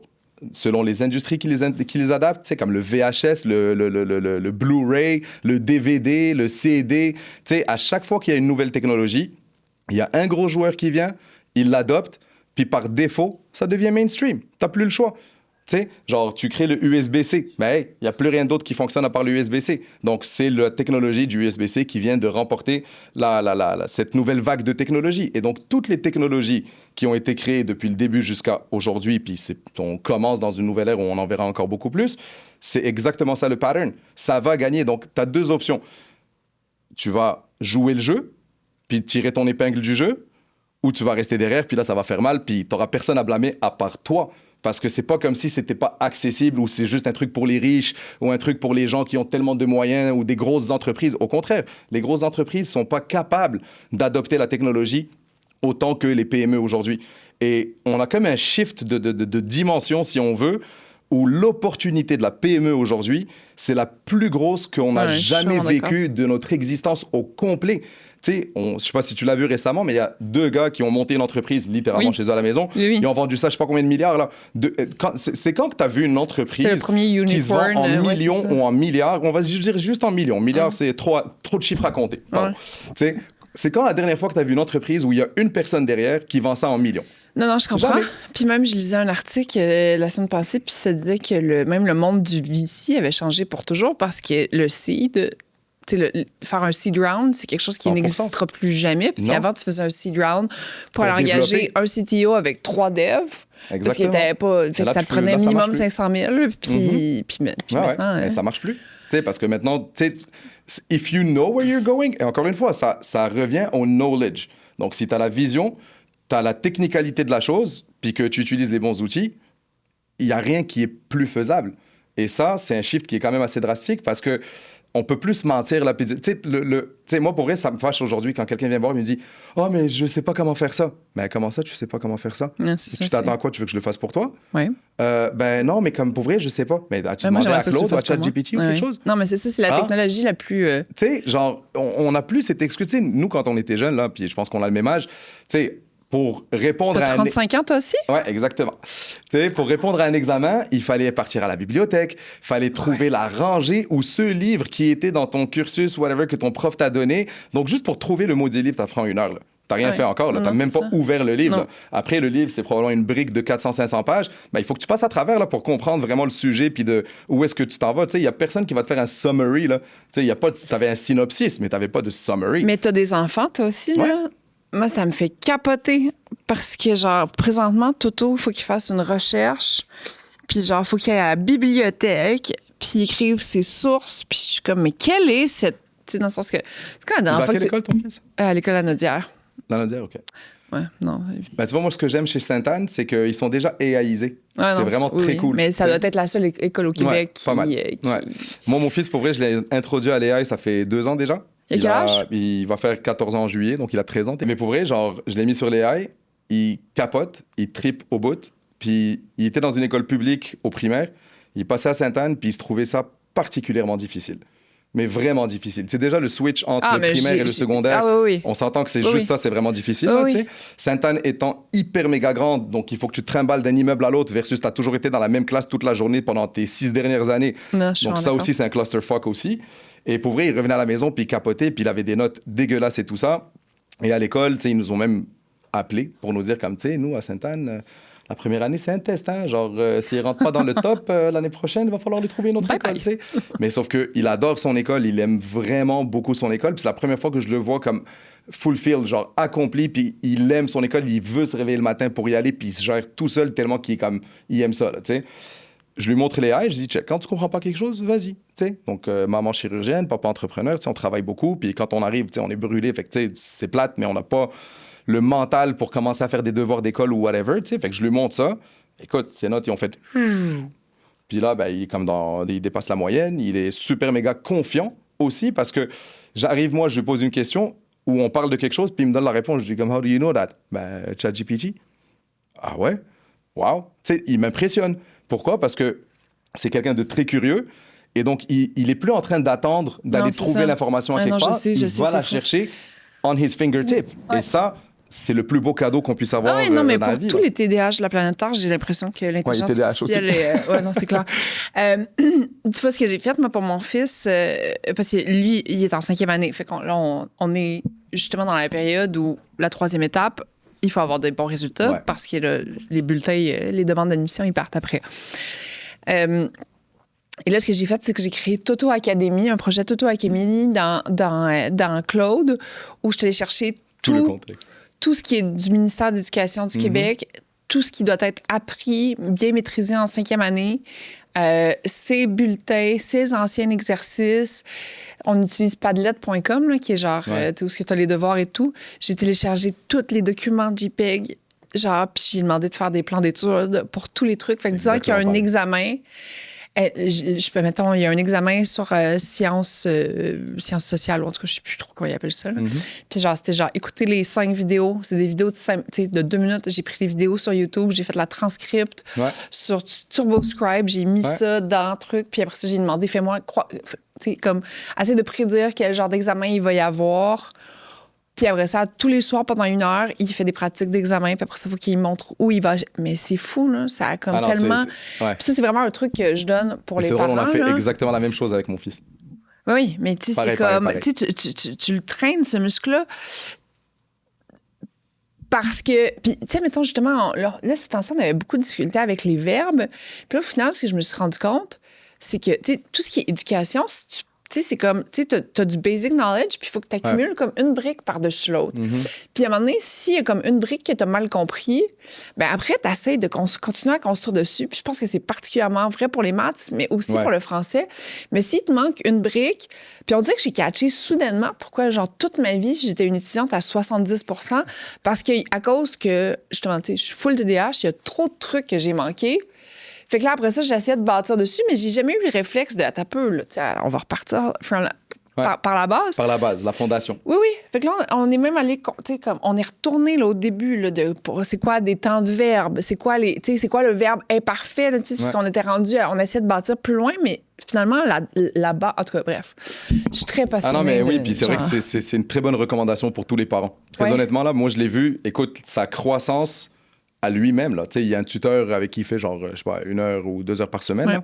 Mais sinon, genre, il passe vraiment du temps à tout figure out Ouais. ses affaires après qu'on ait créé les projets avec toute la structure, comme tu viens d'expliquer. Et honnêtement, tu vois à quel point il s'est relevé tout seul. C'est impressionnant. Ouais. Mais c'est vraiment impressionnant. Donc là, tu te dis, OK, on diabolise l'AI, tout le monde a peur de l'AI, mais est-ce qu'on peut parler des bienfaits de l'AI aussi? Un petit peu? Genre, un tantinet, là, puis juste de voir vraiment où est-ce que ça réussit, puis où est-ce que ça aide, puis à quel point ça sauve des choses, des fois, là. Ouais, Tu sais? vraiment. Et ça, je trouve que c'est un point... Tu vois, OK, j'ai une question à te poser, mais là, c'est vraiment une question parentale. là. Tu vois, là, il y a une présentation sur les galaxies à faire. Puis il a déjà tout fait la structure, parce qu'évidemment, il est allé à la bibliothèque, puis il a recherché comme si on était genre en 1922. Là. Ouais. Puis là, maintenant, il faut qu'il bâtisse une présentation. Mais genre, moi, je m'amuse bien, là, ce temps-ci, avec Claude Design. Là. Mais oui. Fait que genre ben, est-ce que j'y montre, admettons, comment faire un slide sur Drive, admettons? Ou... Il te le fait, Claude, maintenant. Oui, je sais. Ouais. Mais est-ce que j'y montre, genre, la façon que moi, je l'ai appris, comment faire tu sais, comme... Ou j'ai même plus besoin d'y apprendre comment... TDAH, ton fils aussi? Non, vraiment OK, pas. OK. Non, il y a vraiment... il y a le cerveau de son... Ben, comme moi. Il y a un cerveau d'actuaire. OK. Bon, ben, s'il a un cerveau d'actuaire, ben, c'est quand même bien d'apprendre de la base aussi. Tu sais, on va pas se Ouais, mentir. mais à quel point c'est utile? C'est pas utile. Est-ce que ça va être utile dans le futur? Absolument Non, pas. c'est ça. Tu sais, c'est sûr que tous ces petits détails-là ne feront plus partie Non. de notre vie. Là. Tu sais, c'est un fait. Pourquoi on le ferait nous autres mêmes, dans le sens que, tu sais, nous, chez Matière, on l'a déjà appliqué, tu sais, on a mis les design systems de chacun Ouais. des podcasts, puis après ça, genre... Ah, mais tu sais, après, ce qu'on valorise pas souvent dans la vie, c'est la vie en soi.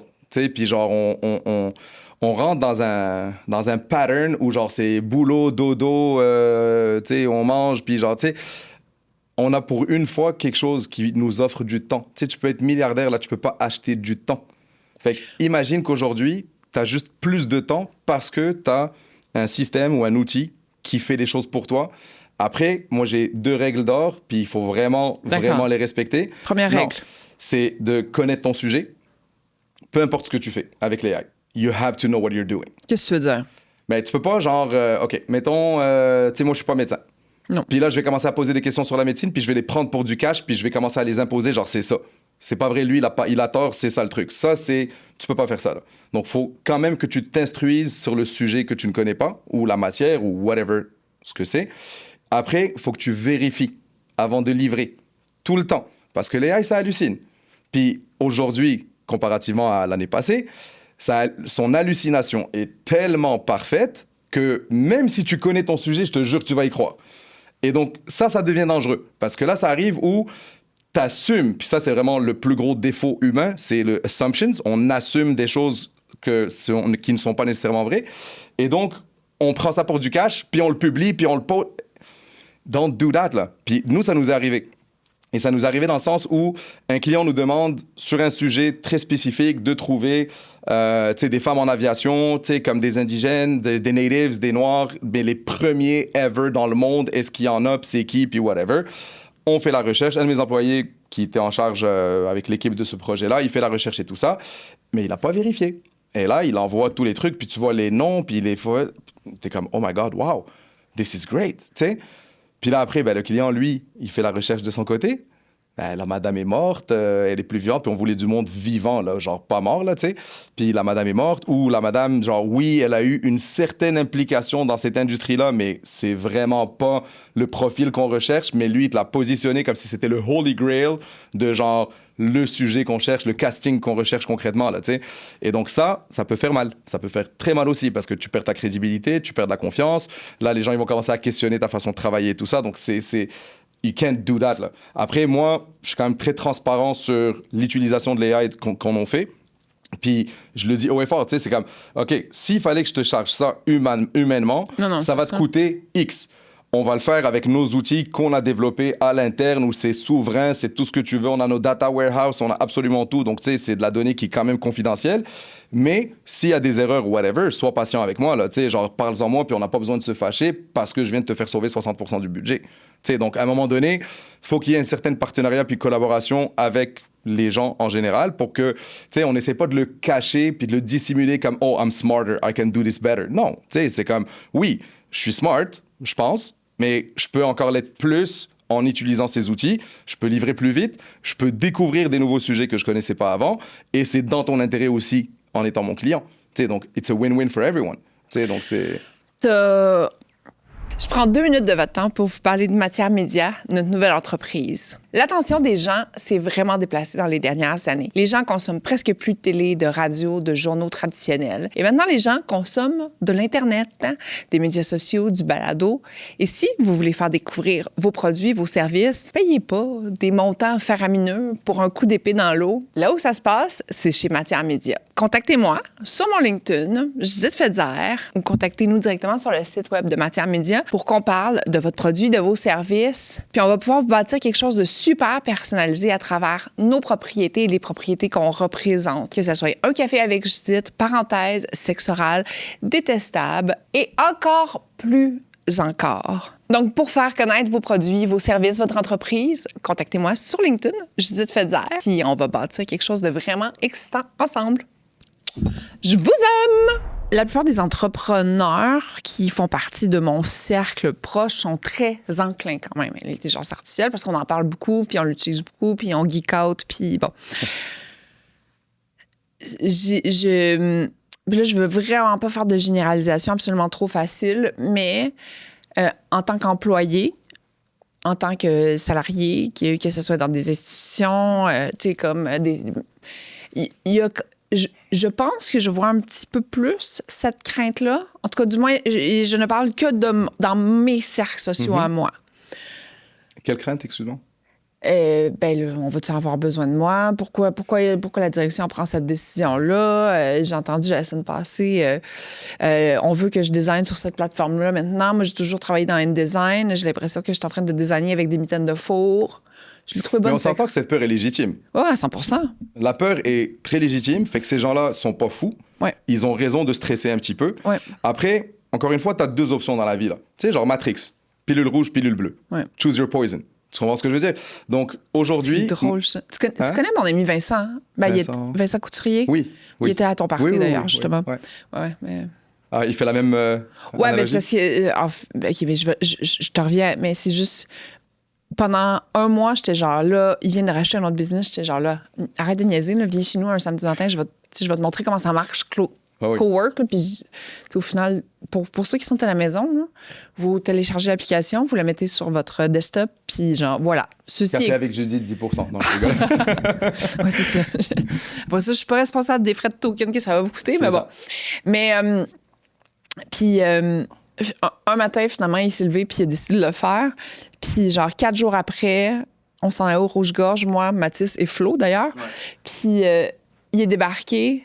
Il était genre, OK, je m'en viens prendre un verre, mais il est débarqué avec son ordi comme ça. Puis genre, mais tu sais, là, justement, là, quand tu rentres dans ce buzz-là, là, puis t'es genre, puis là, tu te rends compte que t'es tout en train de... Ouais, t'es tout en train d'automatiser, t'es en train de bâtir ton CRM, tu sais, comme... Puis ça, puis il était genre, je suis sortie de la matrice. Ah oui, mais tu vois, mais c'est ça que les gens doivent comprendre. Encore une fois, les technologies gagnent. Il faut arrêter d'utiliser l'IA comme un stagiaire. Puis ça, c'est vraiment un fait. Genre, utilisons-le comme un vrai égal employé qui va t'apprendre des choses. Donc, et l'humilité, même envers un ordinateur, de juste dire genre, I don't know, what's the best way to do it? Tu sais, puis ça, pour vrai, c'est fondamental. Après, pour les employés, mais pareil, genre, t'as l'opportunité de devenir un superhuman. Ouais. Pourquoi tu la prends pas, cette opportunité-là? Qu'est-ce que tu penses que moi, entrepreneur, je vais valoriser, là?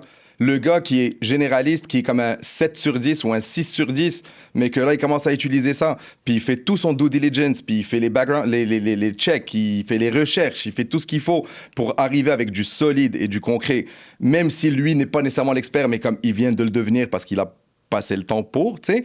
Ou la personne qui me le fait encore en mode silo traditionnel, processus des années 2000, où genre ça prend genre 3-4 semaines, quand moi, personnellement, je suis capable de le faire en 1 heure, là. Tu sais, à un moment donné, tu sais, OK, je demande pas aux gens de geeker comme moi, puis de lock-in, puis whatever, loin de là, mais au moins, et ce vouloir ou ce désir de amplifier ta propre force. Puis regarde comment tu peux t'enlever les épines du dos qui te gossent. Regarde comment tu peux t'améliorer puis améliorer tes propres processus pour devenir meilleur. Puis là, quand tu vas demander une augmentation, là, il n'y a personne qui va te challenger, là, parce que tu fais littéralement la job de 4 personnes, de 5 personnes à toi tout seul en 1 semaine. Tu sais, donc, sans faire d'overtime, sans travailler plus, sans rien du tout. C'est que tu donnes des ordres à du monde, puis tu peux leur parler comme tu veux leur parler. Il n'y a pas personne qui va te poursuivre pour genre t'as été mean ou whatever, là, genre juste make it work, tu sais, genre... Non, mais, en plus, tu sais... Tu peux dire, tu comprends rien! Asti que t'es calme! Tu sais, genre, il n'y en a pas de problème. Non, ça fait 4 fois que je te le répète! Ah ouais, non mais tu sais, c'est parce que ça arrive aussi de répéter 4 fois les... Non, je parle juste à Dom, comme ça, à Claude... Ouais. Donc c'est ça, tu sais... C'est pas vrai! Donc la peur est légitime, mais après, moi, pour conclure là-dessus, c'est vraiment genre, elle est légitime si tu prends pas les devants et si tu ne te mets pas là-dedans sérieusement et que tu essaies pas de figure out ta force, tes faiblesses et ton travail toi-même, parce qu'il y a personne qui va te le donner sur un plateau d'argent, là. Le train aujourd'hui, il va tellement vite, on a dépassé la vitesse du TGV, là.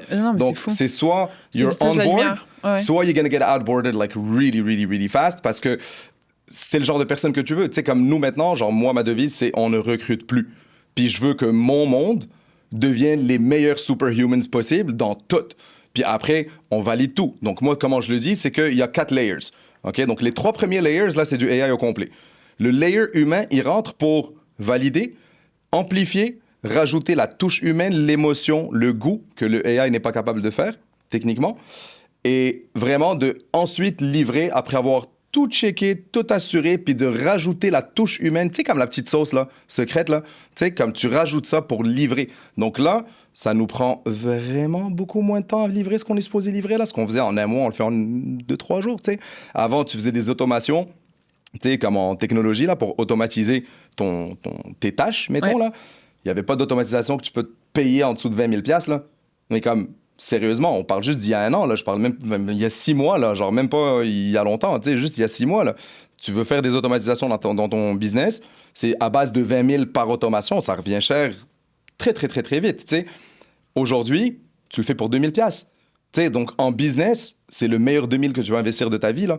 Non, mais sérieusement, parce que ça t'enlève les épines du dos, ça te rend plus productif. Et tu sais, pour les PME, justement, ça fait en sorte que, autant que propriétaire d'entreprise, tu sais, pour les petites, mettons, mais tu perds plus ton temps à faire tout le gossage que c'est pas... That's not what you sign up for. Tu sais, genre toute l'admin, le bullshit, les suivis, les whatever. Focus en ce que tu fais de mieux, puis fais-le, mais automatise le reste. Tu sais, c'est vraiment ça, là. Mais tu vois, je pense que... J'ai de la misère à, au final, automatiser mes trucs. Je m'explique.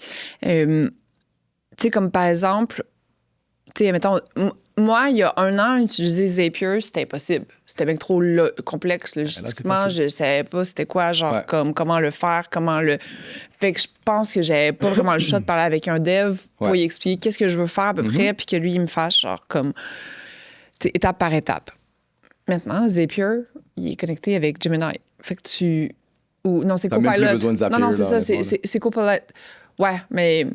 Ben, Webhook, whatever, c'est beaucoup plus approprié, je te dirais. Là. Après, il y a beaucoup de choses où tu as besoin d'un tech. Tu sais, je vais te raconter une petite anecdote vite. Ça fait 1 an et demi, presque 2 ans qu'on développe une solution quand même assez folle qui s'appelle Ads to Cash. Okay? Pourquoi? Parce qu'il y a littéralement des centaines de milliards dans le monde de pertes dans le paid media. Quand tu fais du média payant pour que tu te retrouves sur la première page de Google, que les gens voient tes produits, tu sais, le Google Ads, Meta Ads, whatever. OK? Et là, c'est soit tu as du monde et une équipe qui sont assez smart pour être en mesure de vraiment analyser les insights, voir qu'est-ce qui fonctionne pas, faire tout le monitoring, l'optimisation et changer les affaires, réallocation de budget, puis tout ça. Ça prend du monde quand même avec certaines connaissances et ça coûte cher. Fait que tu fais de la petite pub à 2 000 $ par mois, là. Pour vrai, là, il n'y a pas personne d'intelligent qui connaît vraiment la job qui va le faire pour toi, puis ça va être juste du BS, puis les résultats, ils vont être comme OK, mais jamais tu vas atteindre, tu sais, comme le vrai résultat, là, tu sais. Donc, on développe cette solution-là, et c'est compliqué. Donc, c'est toute l'architecture derrière et tout ça, blablabla. Et là, j'ai tout rebâti récemment, mais la base était faite. Donc, tout ce qui était le data warehouse, tu sais, le processing de l'information et tout, c'était fait. Puis là, on galérait avec tout ce qui était une certaine point d'architecture, puis le UI, puis toutes ces affaires-là, parce que je veux créer une solution où tu n'as pas besoin d'utiliser. Tu sais, c'est comme c'est un SaaS, pas de SaaS. Ah ouais, je comprends. Okay? Donc, moi, ce que je veux, c'est message texte. Si tu veux avoir le dashboard, tu l'as. Mais sinon, c'est message texte, puis l'AI fait littéralement tout pour toi. Puis toi, tu reçois le message. Ça, c'est ce qu'on veut faire. Tu veux oui, non, oui, OK, merci. Ben, il le fait pour toi automatiquement. Et là, ça niaise. Puis on est rendu dans la partie facile. Parce que le plus difficile, c'était vraiment l'architecture, le data warehouse et tout ça. Puis ça, c'est vraiment de la science. C'est de bâtir des algorithmes, puis genre plein de choses de très, très, très perplexes. Et là, ça niaise. Et là, à un moment donné, je prends un de mes ingénieurs qui était responsable de ça. Je dis, mec, si je ne l'ai pas dans 2 semaines, t'es viré. Et je le regarde droit dans les yeux. Là, je rigole pas. Et là, il me regarde, il me dit, ouais, mais Faisal. Je dis, non, mais je rigole pas. Si moi, j'étais capable de faire tout ça, viens pas me dire que toi, t'es pas capable de me connecter ça puis faire en sorte que ça fonctionne. Tu sais, genre, ça fonctionne. Ça fonctionne. Il manque le lien du milieu que, oui, l'AI ne peut pas faire en ce moment, mais qui peut t'assister à le faire en parallèle, tu sais. Le gars, il commence à le faire pendant 5 semaines, il n'y a rien qui sort. Là, comme, allô? Qu'est-ce qui se passe, tu sais? Là, il me dit, ouais, mais là, parce que là, j'essaie de faire ça, mais regarde, ça marche pas. Puis là, je regarde ce qu'il fait, parce que là, maintenant, je commence à comprendre grâce à l'IA.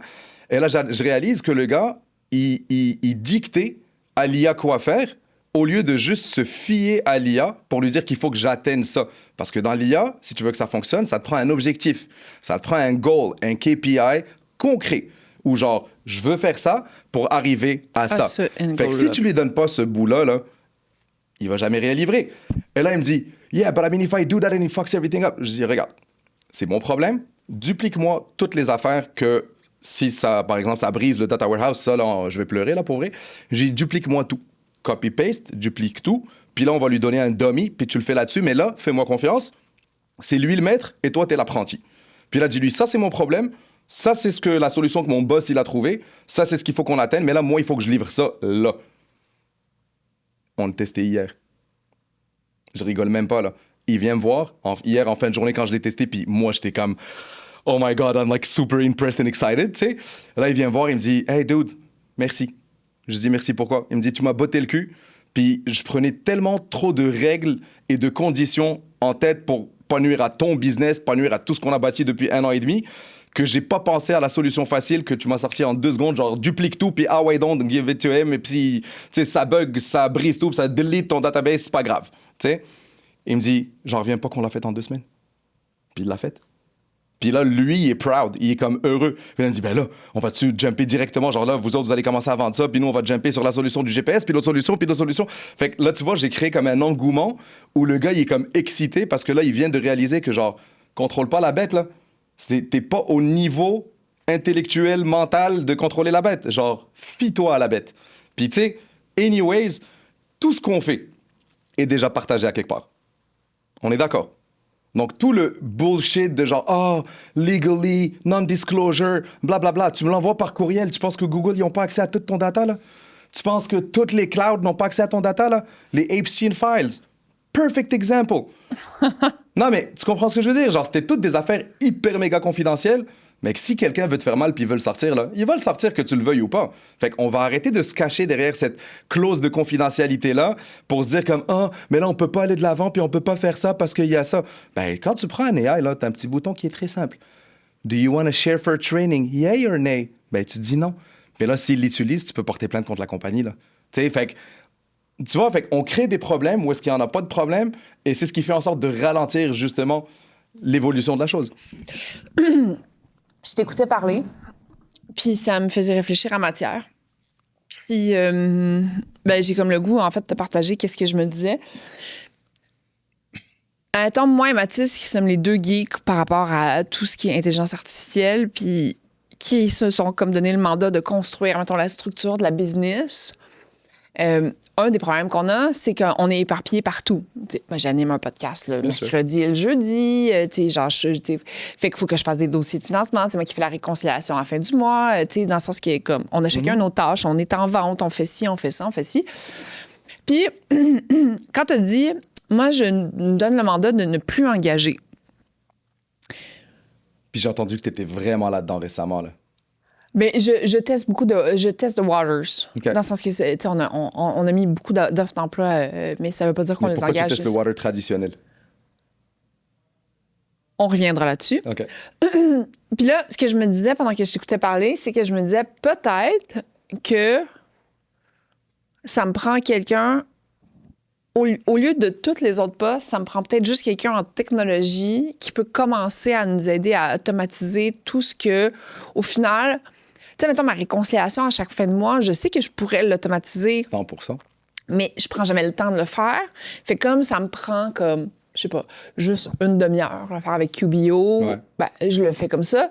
Mais fait que, tu sais, au final, j'arrive jamais au stade où je suis capable d'automatiser mes trucs. Tu sais, mettons, la newsletter Un café avec Judith, je sais que je pourrais comme 100%. réussir avec les transcripts, les verbatims de notre épisode, de genre, c'est quoi? That's the easiest part. Oui, sauf que là, pour l'instant, je suis juste capable de le faire manuellement.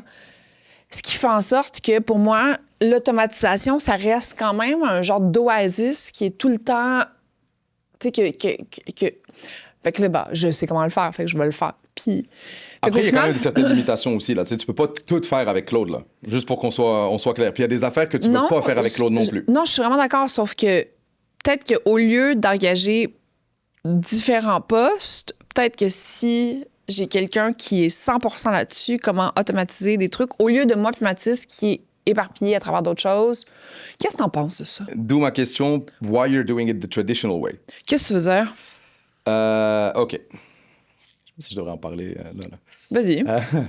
OK. Là, on vient de bâtir une agence native AI avec tous nos datasets, tout. J'ai monté une structure de 39 employés. J'ai un CEO, j'ai un CCO, donc Chief Creative Officer, j'ai un Chief Marketing Officer, CMO, j'ai un COO, j'ai tout le C-level qu'une grosse boîte a dans la vie. OK? Donc, la structure, genre, tu sais, comme des gros, là, mettons. Là. Oui. Puis tous ces gens-là ont leurs employés. Moi, il n'y a personne qui me parle à part le CEO, littéralement. Le CEO, c'est le seul agent AI, donc le Agentic AI, qui a le droit de me parler à moi. Il m'envoie des messages textes et il m'écrit sur mon chat Google Workspace. OK?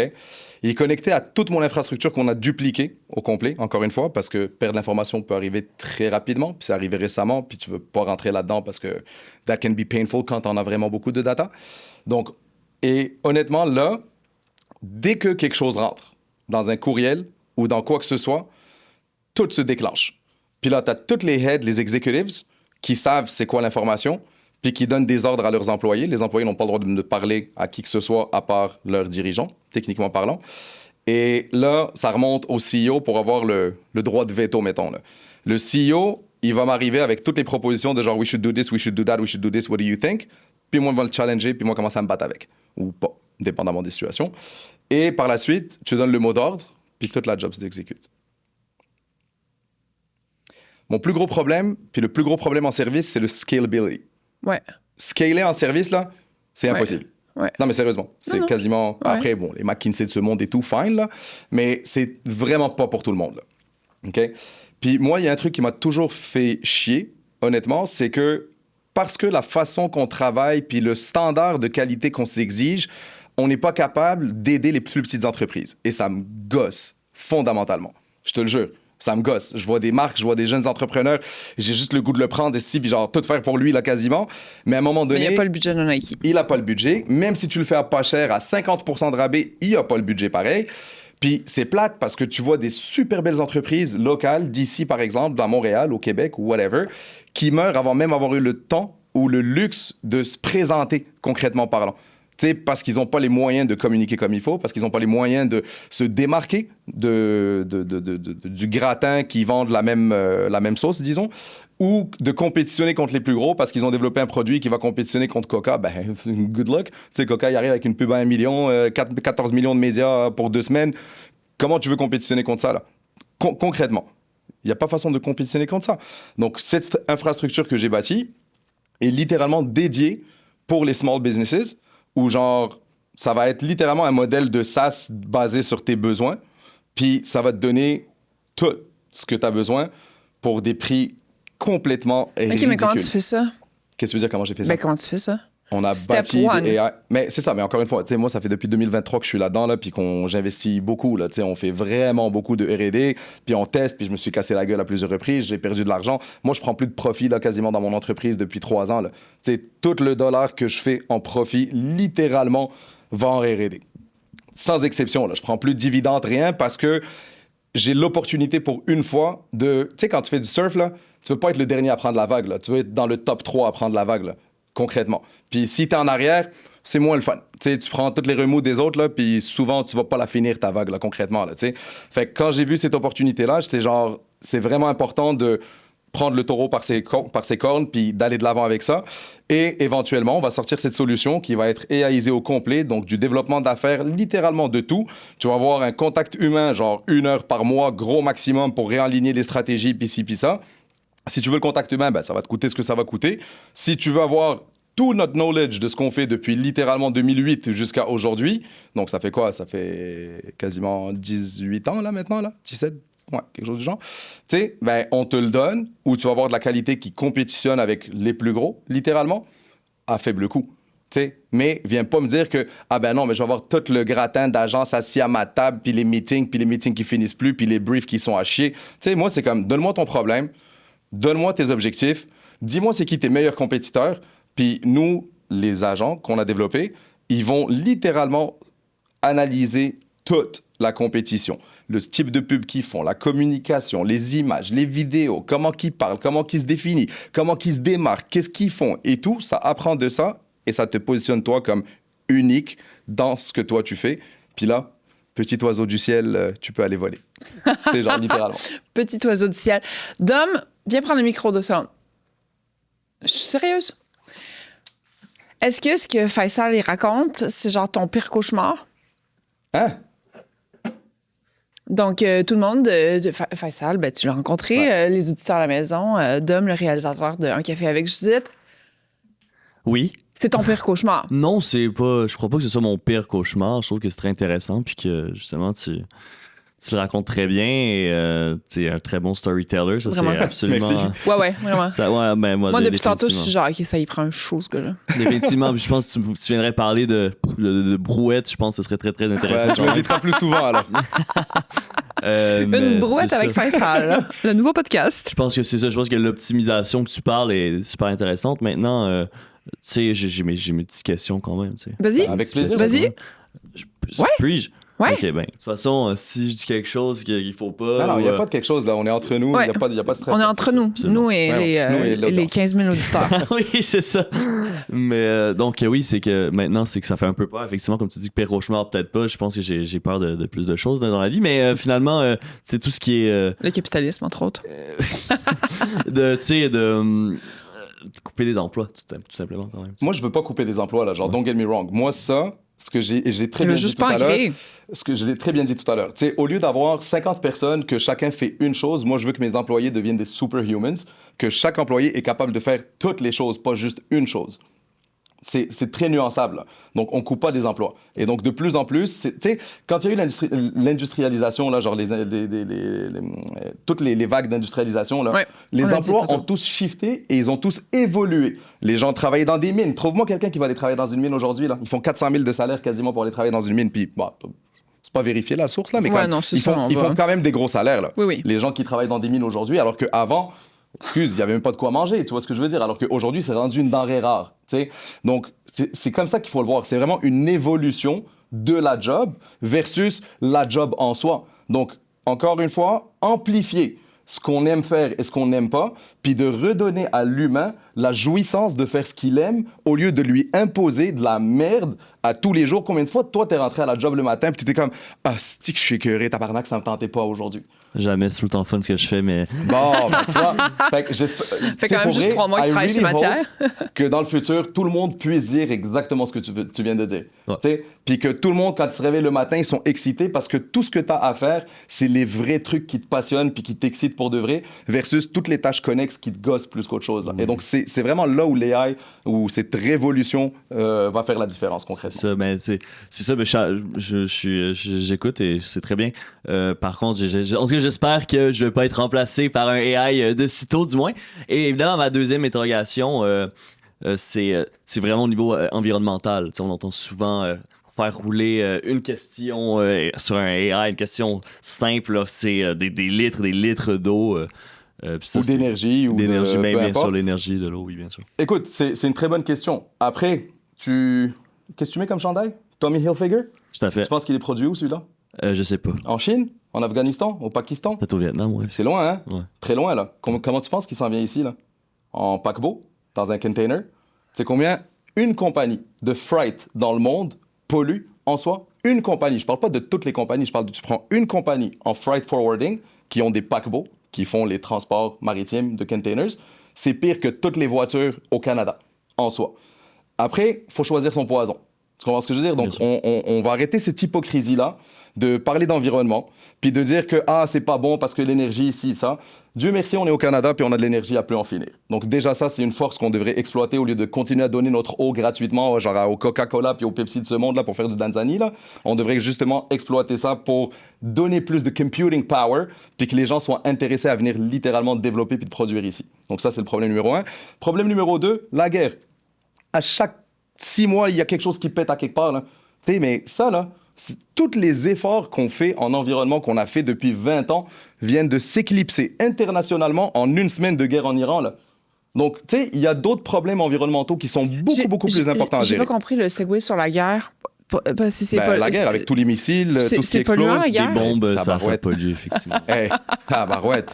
Tu sais, ça pollue vraiment. Non, mais tu comprends ce que je veux dire? Donc, tu sais, il y a tellement de choses plus importantes où qu'il faut repenser versus aller attaquer une affaire par rapport au côté environnemental. Mais tu sais, juste les déplacements des gens pour aller à la job.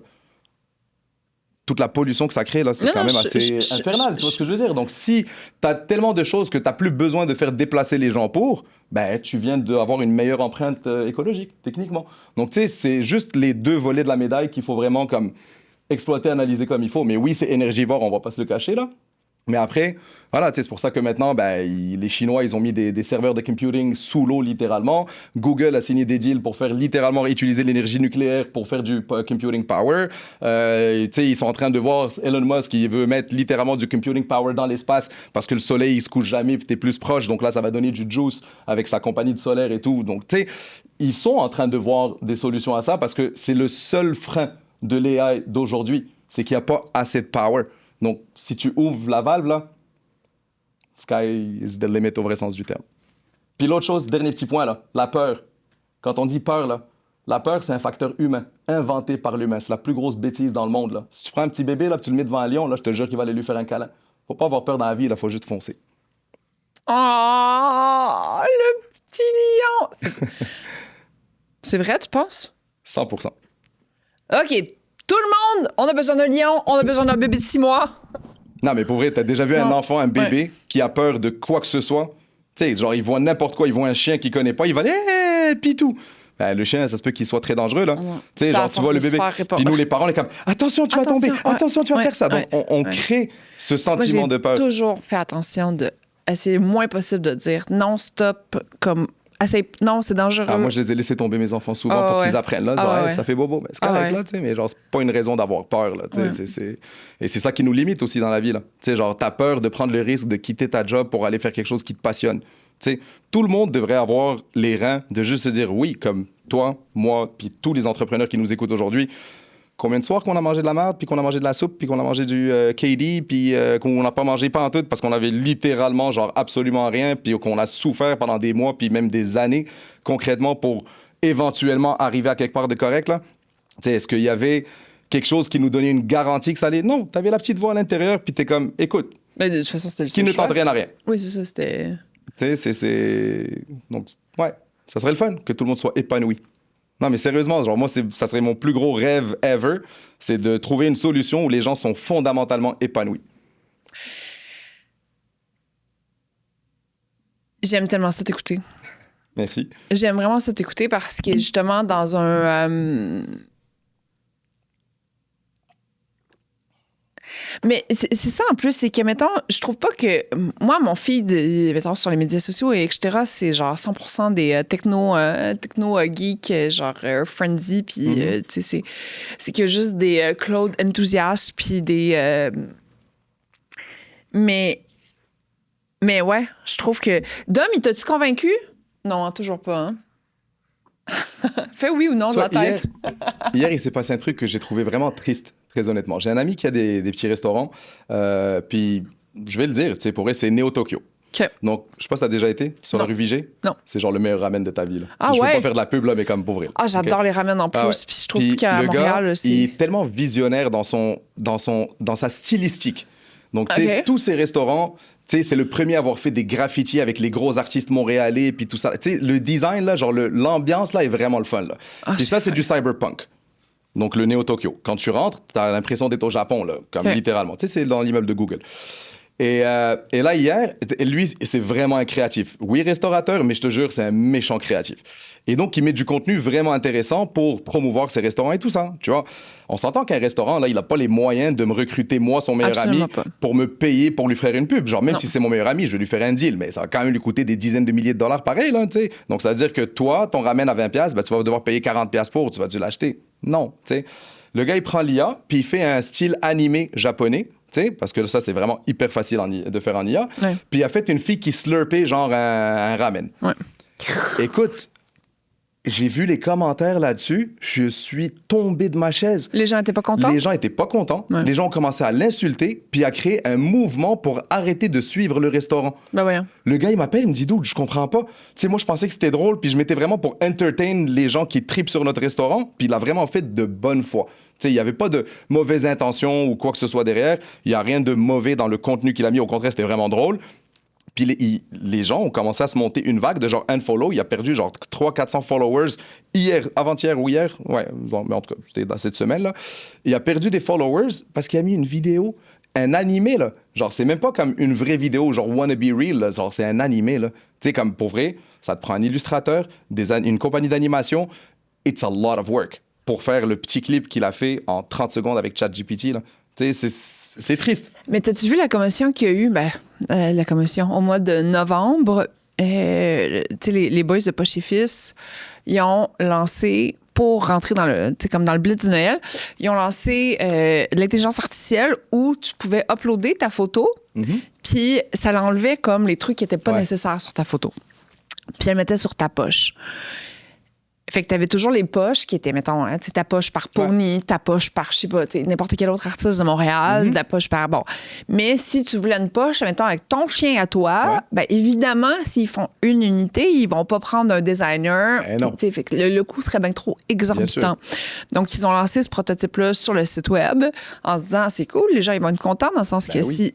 T'sais, comme si t'es d'enlever le poteau de téléphone à côté de mon chien, genre, je suis quand même contente de ne pas avoir mon poteau de téléphone sur avoir une belle photo qui va être sur mon chandail. Ouais.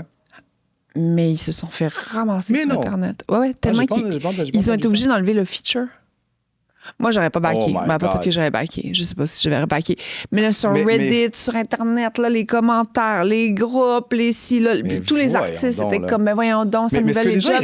Mais tu vois, ça, c'est du AI shaming. Mais tu vois, et c'est là où les gens, puis excusez-moi, là, mais il y a beaucoup d'ignorance dans l'écosystème dans lequel on vit. Je fais de la production depuis 2008, où on crée des images, on crée des vidéos, puis tout le tralala. Les gens payaient très cher, les grosses boîtes, les compagnies qui avaient les moyens de nous payer pour faire de la prod. Il n'y avait pas une photo qui allait sortir qui n'était pas retouchée à l'os. En vidéo, les compagnies de VFX, tu penses qu'ils font quoi, là? Genre 90% du shit que tu vois au cinéma, c'est tourné dans un studio, là. C'est pas à New York en train de marcher sur Times Square, là. C'est littéralement tourné dans un green screen ou un blue screen en studio. Puis c'est tout c'est tout de l'AI, techniquement. Sauf qu'avant, on l'appelait du CGI, Computer Generated Images. Mais c'est quoi le Computer Generated Images? Ouais, c'est de l'AI.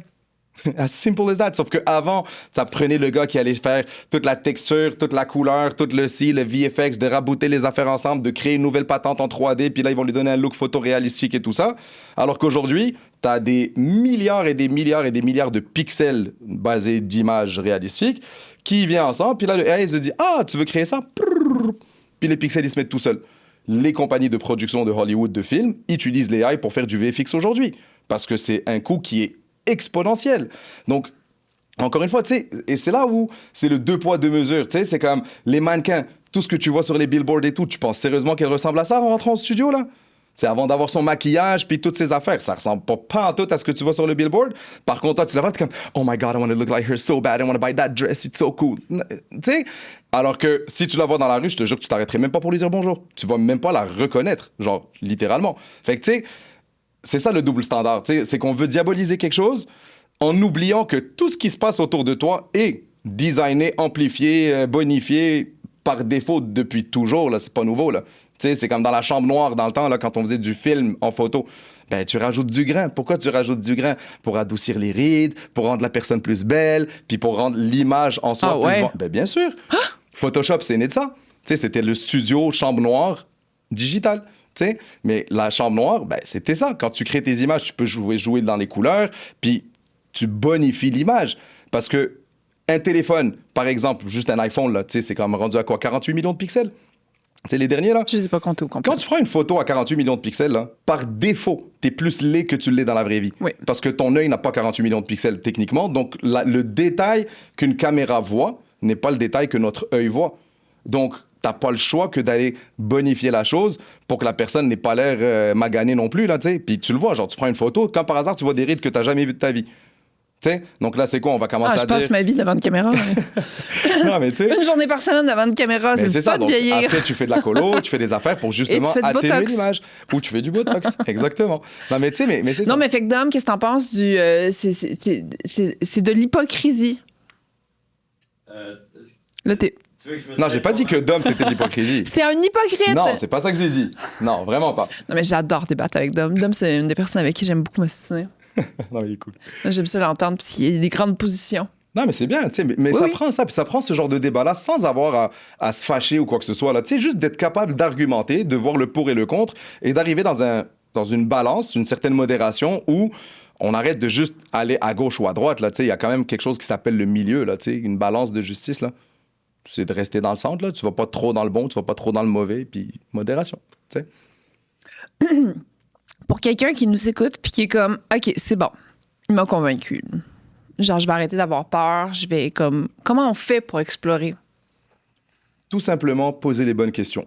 Puis n'ayez pas peur. Tu sais, comme dites concrètement, genre, ça c'est mon problème, je veux trouver une solution pour atteindre ça.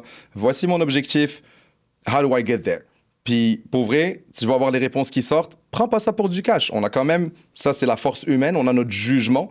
Donc, lis ce qu'il te donne, puis lis pas en diagonale. Genre, prends le temps de vraiment lire les réponses, là, tu sais. Prends le temps d'utiliser un bouton que personne n'utilise, qui est le Deep Search de ChatGPT, par exemple, puis fais de la recherche. Comment les gens dans le monde font pour arriver à ça? C'est quoi les meilleurs trucs qui se sont passés depuis les années 80 dans le monde, dans cette industrie ou dans ce domaine spécifiquement? Puis là, tu vas avoir une machine de recherche qu'avant, c'était un truc pour les gens qui avaient les moyens parce que ça te prenait une firme de recherche pour faire ce genre de recherche-là. Donc là, tu vas avoir en 20-30 minutes, il va t'envoyer une notification pour dire hey, « la recherche est finie, merci, viens lire ce qu'il y a à lire. » Vérifie les liens pour t'assurer que tout ce qu'il t'a donné, c'est pas de l'hallucination et que actually it's real. Puis basé là-dessus, tu commences à te faire une tête, puis là, ben, emmène ça plus loin. OK, fait que là, pour moi, à mon niveau, pour atteindre ça, basé sur tout ça, puis moi, je vais être le best, how do I get there? Puis il va te donner des solutions. Là, tu prends la solution qui te parle le plus. Il n'y a personne qui va changer la petite voix en toi, là, mais utilise-la. Tu sais, genre, regarde le truc qui résonne avec toi et va de l'avant avec. Puis pousse, puis continue à pousser. Puis une chose va t'emmener à l'autre, puis ça va être un effet domino jusqu'à un moment où tu vas te réaliser que genre, oh my God, je suis vraiment capable de faire tout ça moi-même. Puis ça, c'est le jackpot, concrètement. J'aime ça, t'écouter. Mais je suis très sérieuse quand je te dis que je... Ouais, c'est un super bon compliment. Merci. Est-ce que tu en envoies d'autres, puis tu en as quand même passé des wow ici, là? Ouais, vraiment. Mais c'est parce que je trouve qu'on n'en parle pas assez au Québec de tout ça. Mais partout. Qui fait en sorte que, justement, si... Tu sais, moi, c'est parce que, justement, tu sais, avec le content-driven social media, où moi, c'est basé sur mes intérêts. Fait que moi, j'en ai full d'éducation sur ce sujet-là, mais j'ai comme l'impression que là, tu viens de... J'espère que les gens qui ont peur, qui ont peur de changer, qui ont peur de... J'espère que cet épisode-là leur a particulièrement servi à ça. Ben, Chez Cookit, on faisait des t-shirts, puis c'était marqué... C'était peut-être un petit peu brutal, mais on les aimait beaucoup, mais c'était Adapt or Die. Ah ouais, ben, c'est ça. It makes sense. Ouais. Mais t'as pas le choix, tu sais, c'est comme toute la vie, c'est une question d'adaptation, là, tu sais, on peut pas rester dans notre petit confort puis de penser que ça va être ça pour toujours, là, mais ça fait 10 ans que je fais ça sur le design, moi je suis vraiment bonne là-dedans. Ouais, ben tu sais. Mais imagine, là, t'as juste à lui parler, c'est encore plus simple, t'as même pas besoin de te casser le pompon pour le faire, juste parle-lui puis donne-lui tes références puis qu'est-ce que tu veux, tes mood boards puis let's go, tu sais. Puis là, ben, au lieu de le faire en une semaine, tu viens de le faire en une journée. Tu as 4 jours de plus dans ta vie là, pour faire autre chose. Là, puis d'avoir de la valeur, de la vraie valeur. Là.